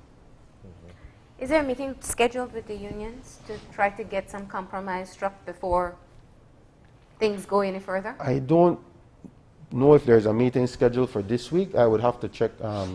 I'm not really the one scheduling the meetings. That's usually done through the Deputy Prime Minister. Do you hope to go back to the table with them? Of course. Like I said, my door is open. You know, and I hope to continue this dialogue even going forward in terms of looking at the reform measures, looking at areas where we can do better in. You know, I enjoy that. It's part, it keeps me, my job efficient as well, effective. That I know that we're working in tandem for the betterment of the country. Because I do believe that we all have the same goals in mind. The union and the government are partners in this initiative. We disagree on the current wage bill adjustment. But as we've been trying to explain to them, it's inevitable. It really is something that we can't ignore because it's there right in front of us in terms of the government borrowing and not being able to meet its monthly expenses because we just don't have the revenue right now. We're going to build it back. The revenue is going to go up. But that will take time. We need the relief now. You called yourself an optimist and you speak of the rebound that you see happening. What makes you so optimistic? Because I believe... What are specific things that you see in the near future? Well, in terms of the numbers, the collection, the government collection for February 2021 was actually higher than February 2020. Now, February 2020 was pre-lockdown. So I'm sure March, April, May, all the way through 2021 will be higher than the year before because that is post-lockdown. But to see the numbers in February 2021 being higher than February 2020, that gives me you know, a lot of optimism because I said we are, as a nation, realizing that we have to work, that we have to produce, that we have to pay our taxes, right?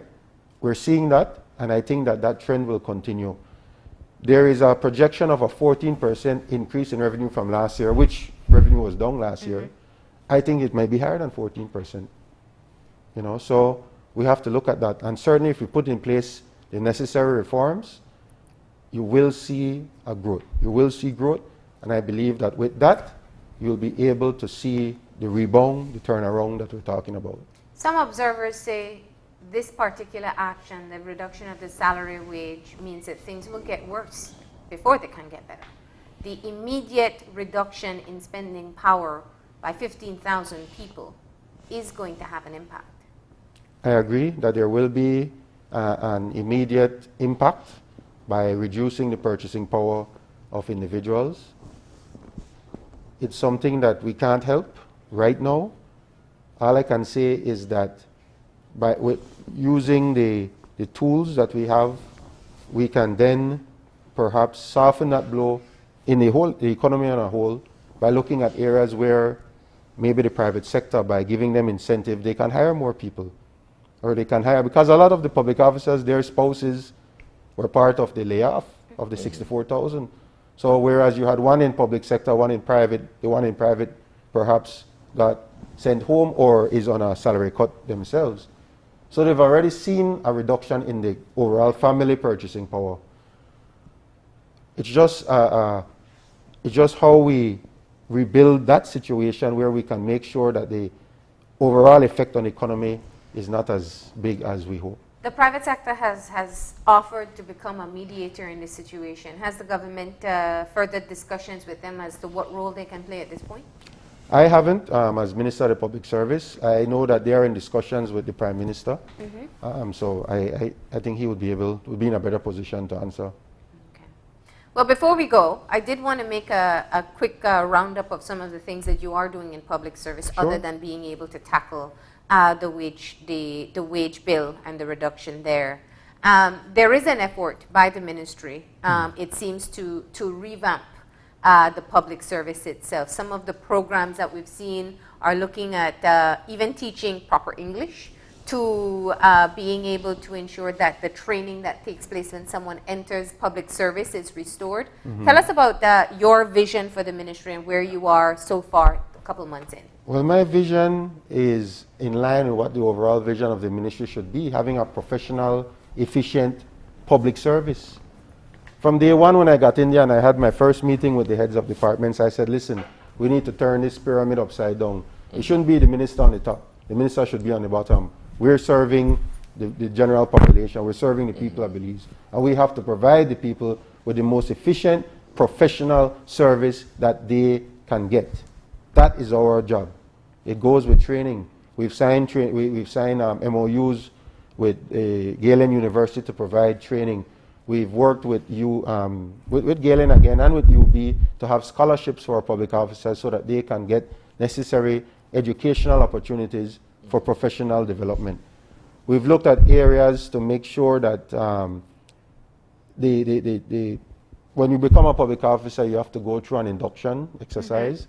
That's something that was not being done previously. And that's where they learn the rules that the they're ins guided and outs by. of what the public office or public service is all about. Yeah. We've re-implemented that to put that back in place.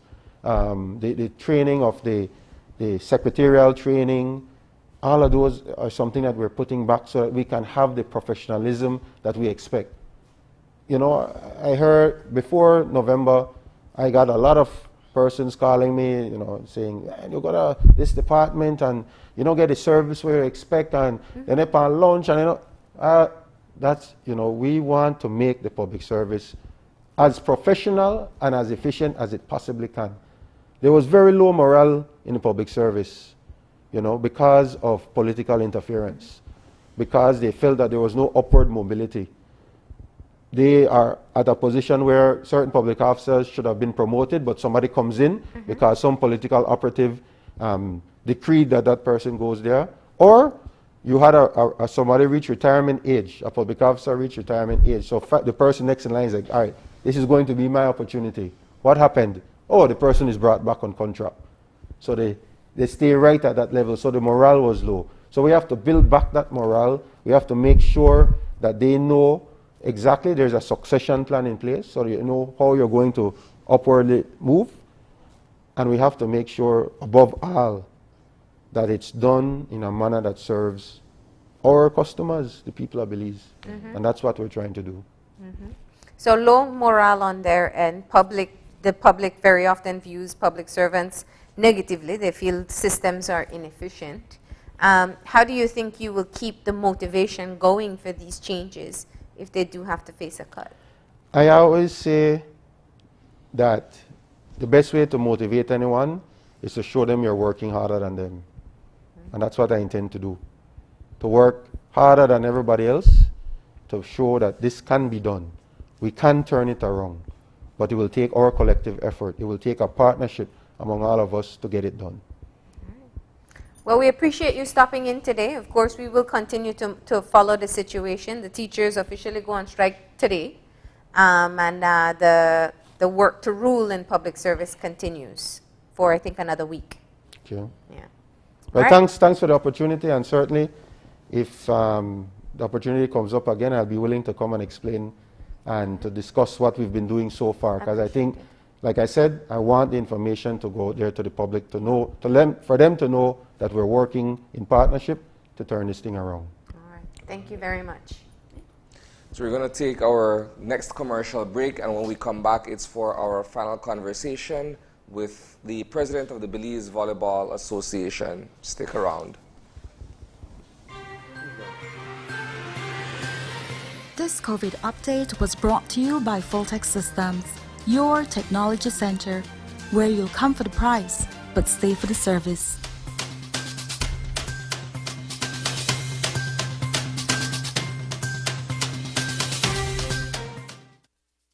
It's a fact that with Smart, you get truly unlimited everything.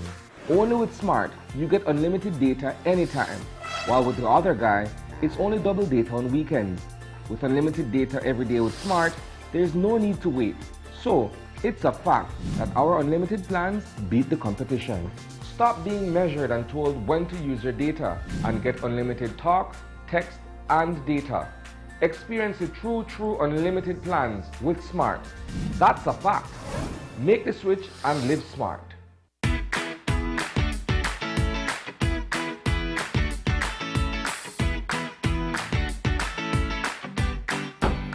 Why, Tony? Why, kid, what you going on, man? I actually come see you because I need to buy a stack of them plastic plates and cups for my grocery shop because I run low. Boy, I stopped importing that thing since April 15th, you know. And I just routed the last batch, must be about like 3 weeks back, you know. Man, do I usually have anything? What you going on? Check this, right? Under the new law, we ban all single-use plastics, so that the cups, plates, forks, spoons, and knives, all of that. Since April 15th, can't import none of them. Starting January 15, 2021, you can't manufacture them. April 15, 2021, you can't sell them. And after July 14, 2021, if you get catch with any other thing, you will get fined. Me never know this. I guess I have to make some changes then. I have to make the customers know that anything not available. Anyways, bro. Thanks, man. No problem, man. Take care.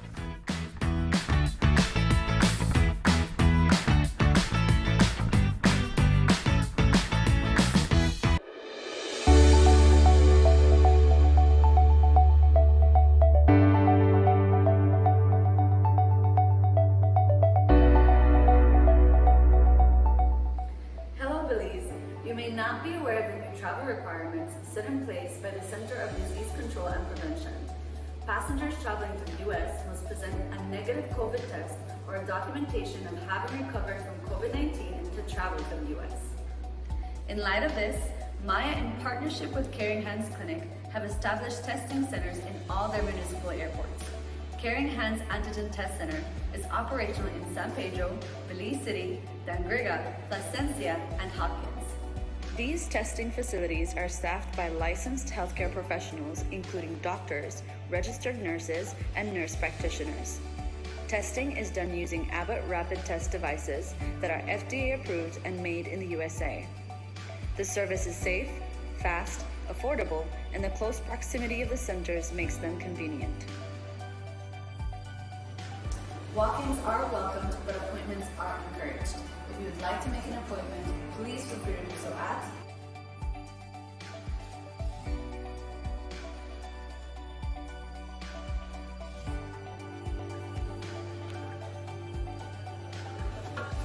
Make your appointment, get tested, and in 15 minutes, you can get back to your vacation.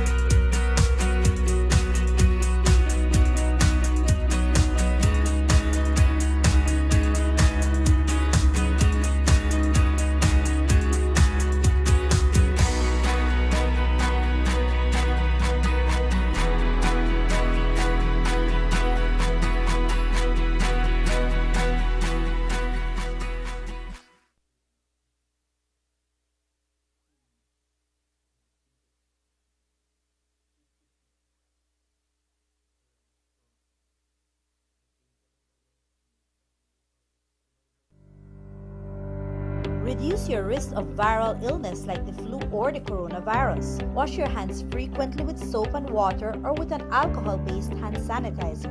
Cover your nose and mouth when coughing or sneezing.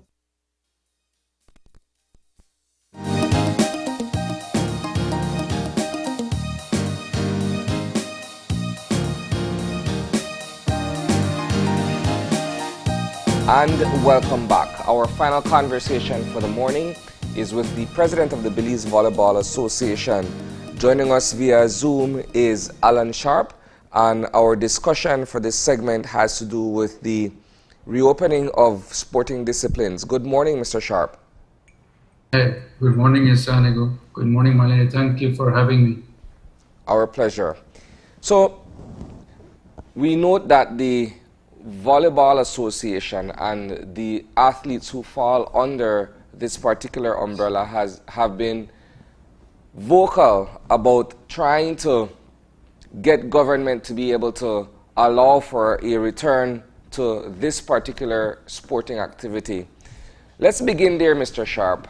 What has it been like in terms of this particular journey for you guys to get government to, you know, kind of give some relief in terms of resuming sporting activities?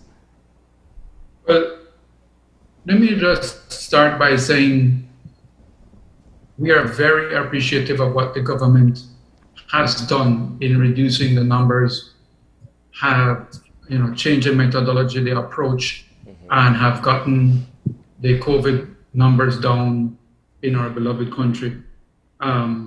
Excellent job. I think where we're at right now, the way that we're hoping that it will turn out is that obviously very soon in the next SI, hopefully, some sports or all sports in some manner will be opened.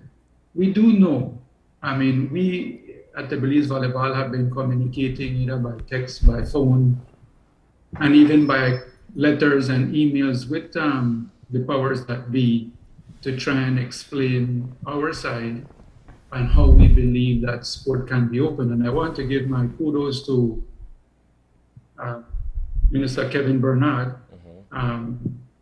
the ex-National Sports Director, Oscar Arnold, who did put a lot into trying to get all the necessary documentation, protocols from the different federations on how we can possibly open.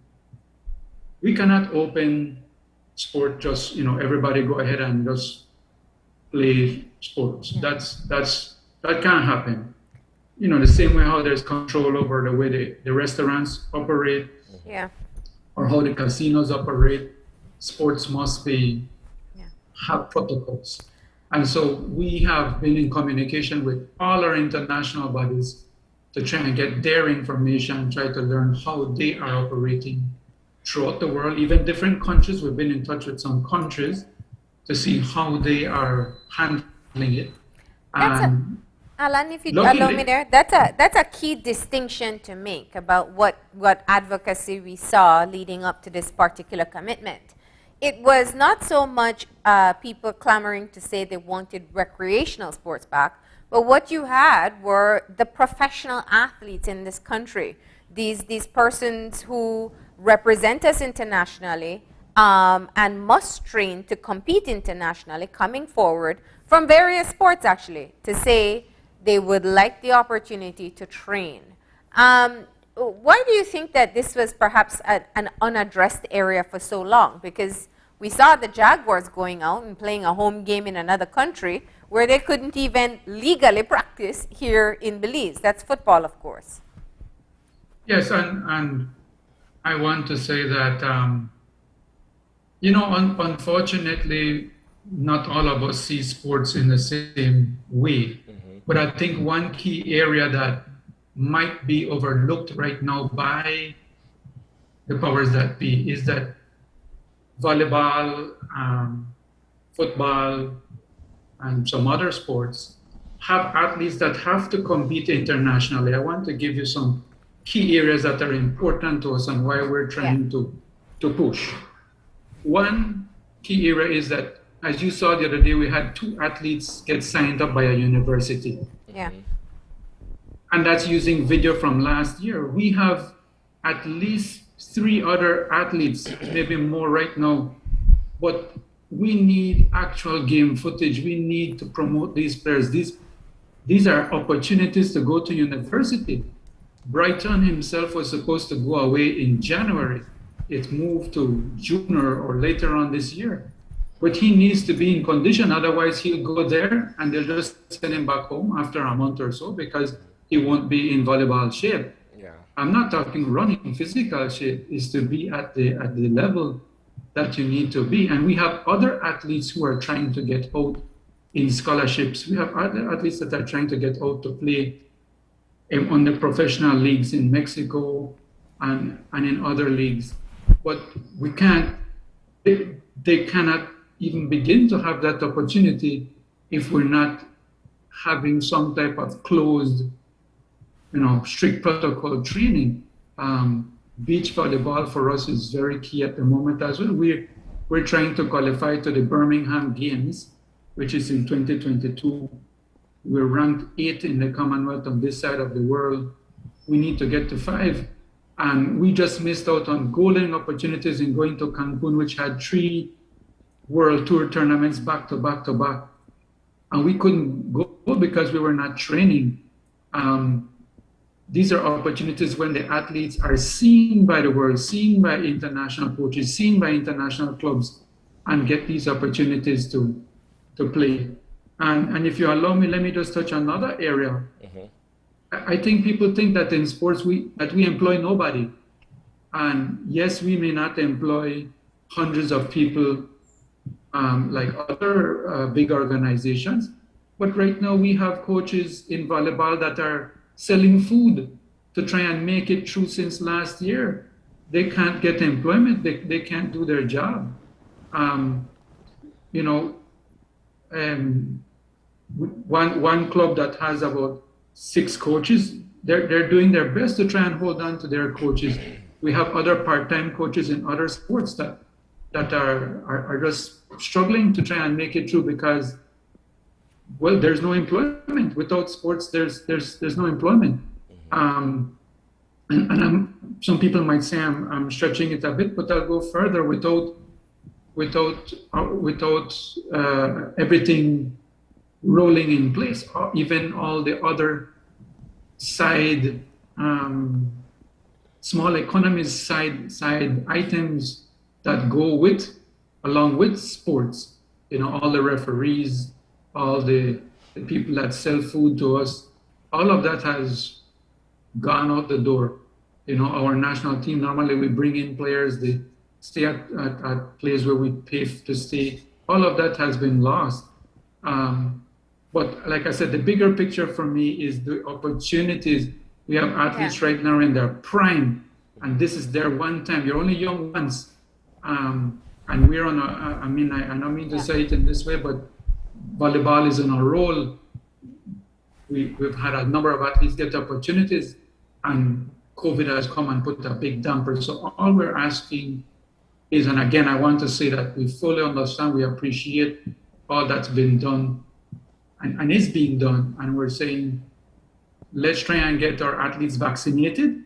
Let's try and follow very strict protocols and let our top athletes, let's start with the top athletes. What are some of those protocols? I know that you have put forward, what you intend to do once you've been given this opportunity to resume operations. What are some of those measures? Well, our ones are, if I can just give you a summary, our ones are very basic. First of all, we must be very clear and transparent communication with our athletes to know the symptoms, and they must report if they or anybody in their immediate household or anybody they're in close contact with has been exposed to COVID. So that's the first and very important part. And then after that, we follow the protocols which are done internationally right now, which is we clean equipment before and after practice. Everybody uses the face mask once they're not actually physically playing. We don't allow any in the past, especially in volleyball, we have a lot of personal touching of, high five or jump up together when celebrating. Yeah. Well, we don't allow any of that now. Even at the, in volleyball, at the beginning of everything, you try to greet, you have these huddles. Well, there's no huddle anymore. Everybody has to be spaced out. So, and then everybody has to sanitize before and after. They have to bring change of Let's clothes. jump in there quickly, Alan, if you allow me to jump in with something here. You're talking about not being allowed to, celebrate in a manner, or huddle for that matter. How does this stand to affect the player psychologically or the team psychologically? You know how if you score a point, you're rewarded, there's a celebration that kind of encourages you. If you're saying because of the pandemic situation and the nature of COVID-19, we can't allow that anymore, what effect does this have on the team mentally? Well, everything is in training. But I'm not saying they won't celebrate him. Mm-hmm. I'm saying they won't celebrate by in touching. So, for example, in what we're seeing internationally, I'm sure our players will do the same, is that when there's a big point, they come to like within 3 feet each of each other and do the same high five, but no touch. They do the same, The socially distant version, right? Yes, exactly. So wow. I think, and players and people become very creative. We see, people touching feet now. Instead of high five, they touch feet. We see people do a lot of different moves like that. But I think that the key thing is that we plan to follow everything that even the Ministry of Health and Wellness would want us to do. So the Ministry of Health is reviewing your protocols? Well, we have sent it to them on more than one occasion. I know they're looking at it closely. I know that they're going to do everything they can. We all have to understand, as president of the volleyball, of us, and anybody who's in sport, that obviously the health of our nation and of our people is first. And so I'm sure they're weighing that against opening the national athlete. What we're saying is that having an athlete in a beach volleyball court or having an athlete at a open court playing 6-on-6 or an athlete in a gym that's well ventilated for 2 hours for practice is less risky. Yeah. It's less risk than, I love the casinos, but that's an enclosed space. The offices, you're in an office for 8 hours using the same photocopier, passing paper, talking to each other.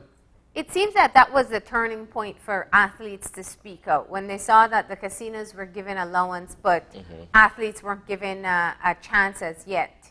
So let's talk about what you have been able to get government to agree to so far. The vaccination for athletes, that's going to happen? Well, what they did, which I think is even better, they went ahead and said, you can show for a vaccine and they basically won't turn you back. But obviously, the Ministry of Health and Wellness has its constraints. Yeah. We have asked for our athletes to be vaccinated. Again, informally,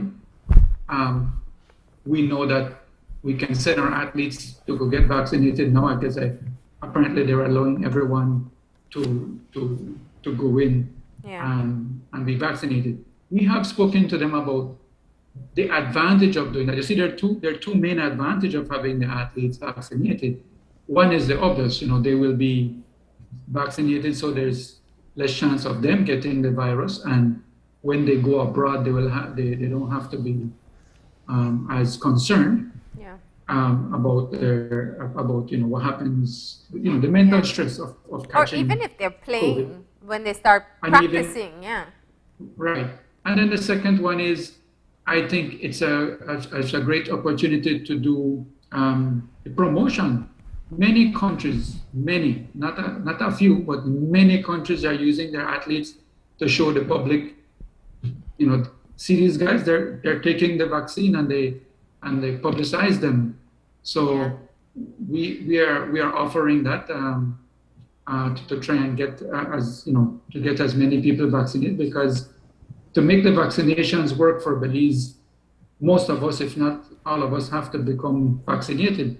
So we need to try and push that, and I think we can do that with athletes. And I want to say one more thing there, Isani and Marlene. Sure.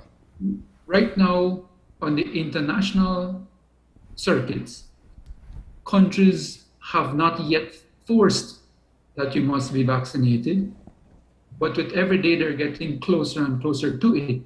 So for example, what you see happening is that in Central America, they have a meeting almost every week, and they discuss, well, because the country has not yet managed to get the vaccines out to everybody, they're not going to force it yet, but they're asking each country to ask that their athletes be vaccinated. As soon as that is close enough, they will definitely then tell the athletes to participate in tournament, you have to be vaccinated. Right now, they're asking for either vaccination or PCR tests. Okay. But that's getting closer and closer. So, getting vaccinated is important for the athletes and for everyone for that matter. Now, what's the perhaps either level of excitement or interest being garnered among members of the Volleyball Association, considering that the government is carefully reviewing this with a view to allow you guys to return to training? Well, the excitement is very, very high.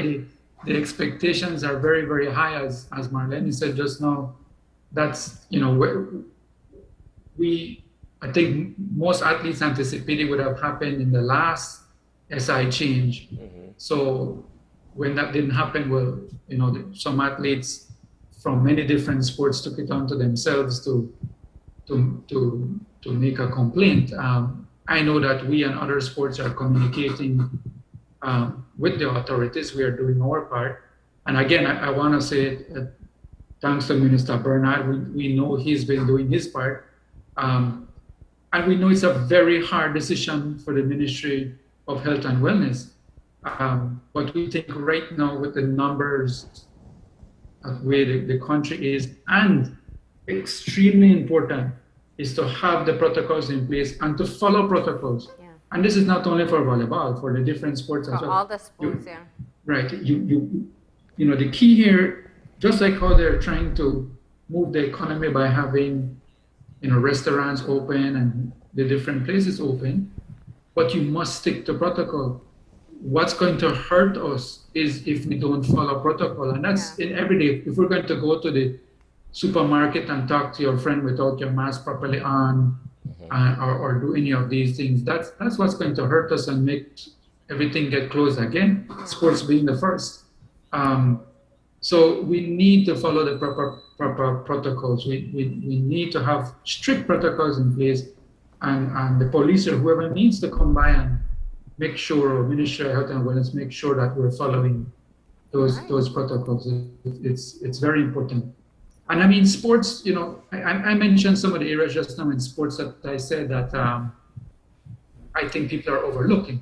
Yeah. But that's not even mentioning the items or those areas that sport play an important role in our society. Right now, with schools being closed, or sorry, with us being in offline or everything being online, with children being at home, we need to have more things to be motivated to do. I can tell you that, and I can be open with you, that in volleyball, we have had some athletes who are at the peak of their athletic life in their late 20s, early 30s. That's when you're at your peak. And after COVID, and at least at the moment, they're saying, look, I don't think I'll continue with the national team. The motivation has been lost. Yeah. Then we have young ones. There's nothing to motivate the young athlete.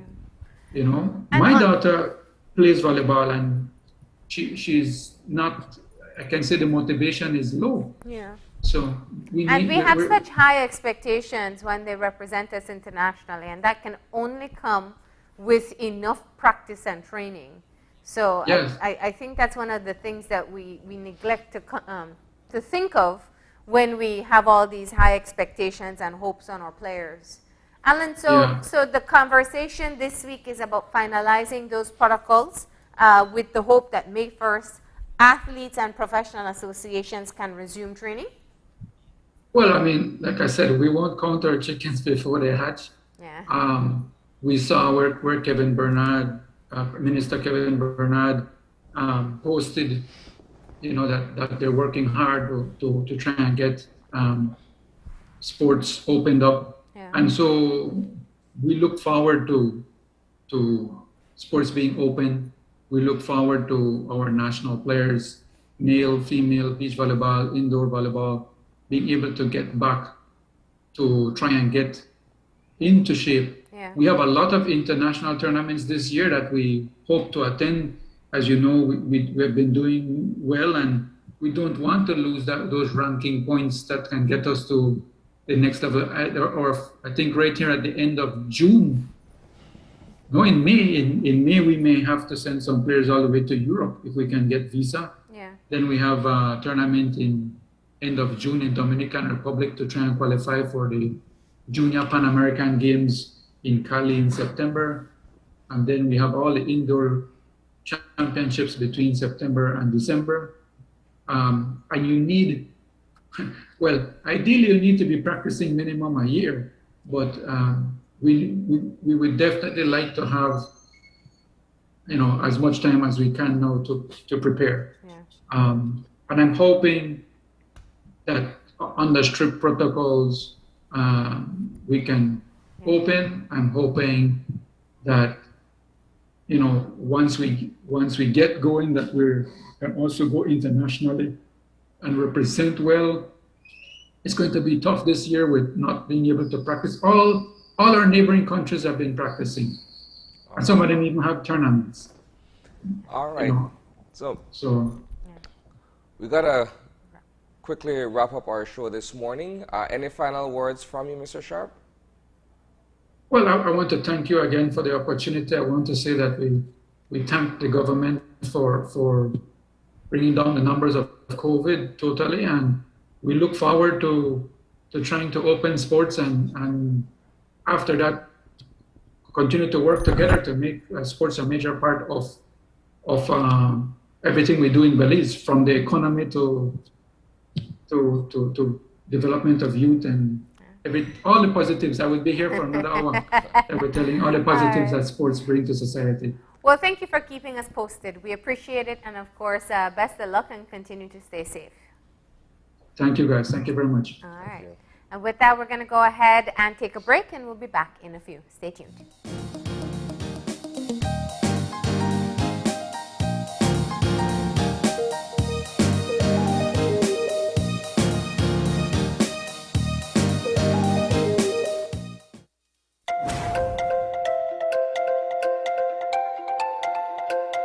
Welcome to Nazarene High School. You can apply today. Application fee is only $15. Completed forms must be submitted at the office at Nazarene High School, Princess Margaret Drive. Get your applications from the various primary schools in Belize City, at the Nazarene High School office on Princess Margaret Drive, and at the Nazarene High School Facebook page. Documents required: Standard 4, Standard 5, and Standard 6 report cards, and recommendation from principal or Standard 6 teacher. Nazarene High School, educating the mind morally, spiritually, and academically.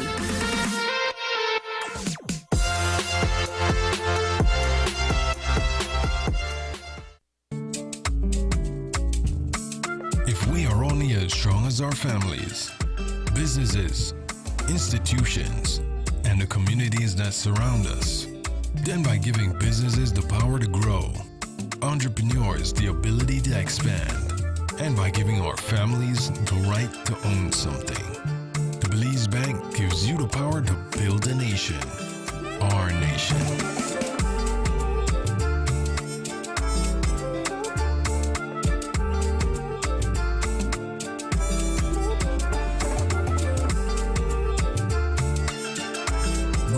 stronger together. The Belize Bank, our country, your bank. 2020 taught us the importance of being connected to the virtual world, and NextGen is here to keep its commitment to you. Even if you're physically apart, NextGen keeps you digitally connected. Okay everyone, thank you for following me today. NextGen provides more than just an internet plan. They provide service plans that support all your online needs. Sign up today and get your NextGen's ultra high-speed internet service. NextGen, powered by Central TV and Internet. Currently, we're using Smart Elite VoIP calling plan. We use it interbranch, we use it to call outside, and we also use it to call international.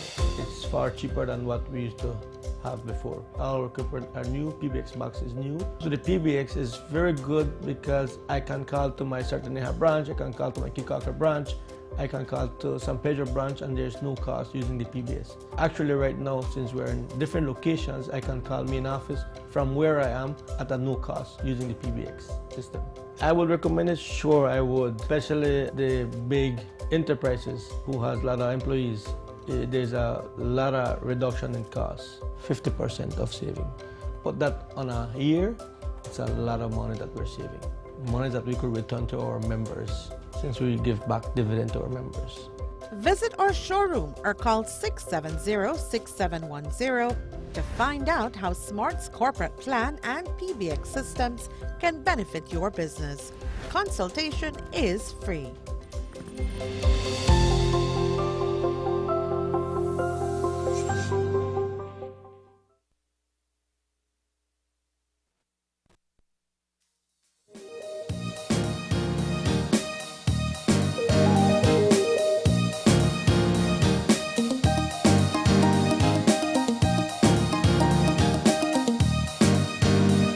And we're back.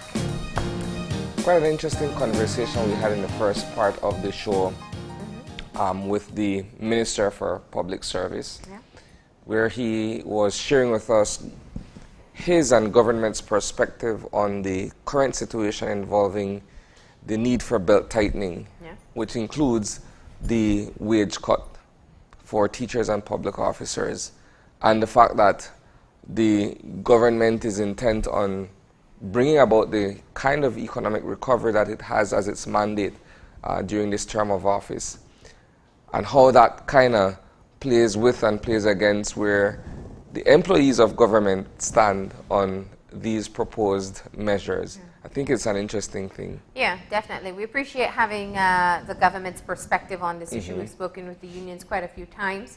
As a note to our viewers, of course, the BNTU, the Belize National Teachers Union, initiate their strike action today. That does mean that there may be implications towards you regarding your children's educational activities. Make sure you get the update from the schools itself. And we'll keep you posted in our newscast tonight at 6, and of course on our Facebook page as to the demonstrations as they unfold across the country today. It starts at 1 in the afternoon, I believe, and there is a specific route that will be taken, at least in Belize City, we know that, and in other districts as well. They'll be following the similar pattern. We'll keep you posted and let you know what's happening with this very critical issue. Sure. And of course, government is moving to allow for certain sports to be resumed.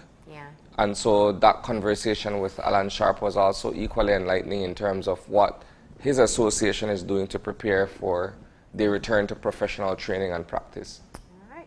But that's all the time we have for today. If you'd like to contact us, send us an email at oye@channel5belize.com. You can also find us on Facebook at Open Your Eyes BZ. And you can find us on Instagram at OYEBelize. Remember to tune in tomorrow morning at 6:30 when you open your eyes. To start your morning right. Until then, keep your eyes, your mind, and your hearts open. We'll see you soon. Enjoy your day, please.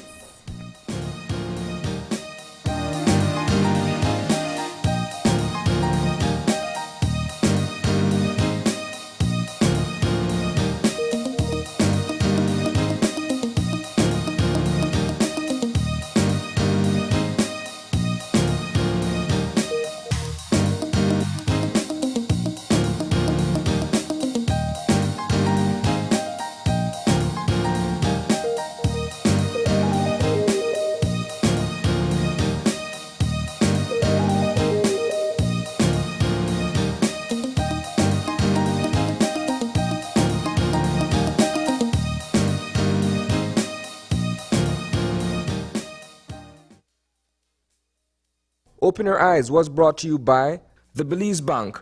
Our country, your bank.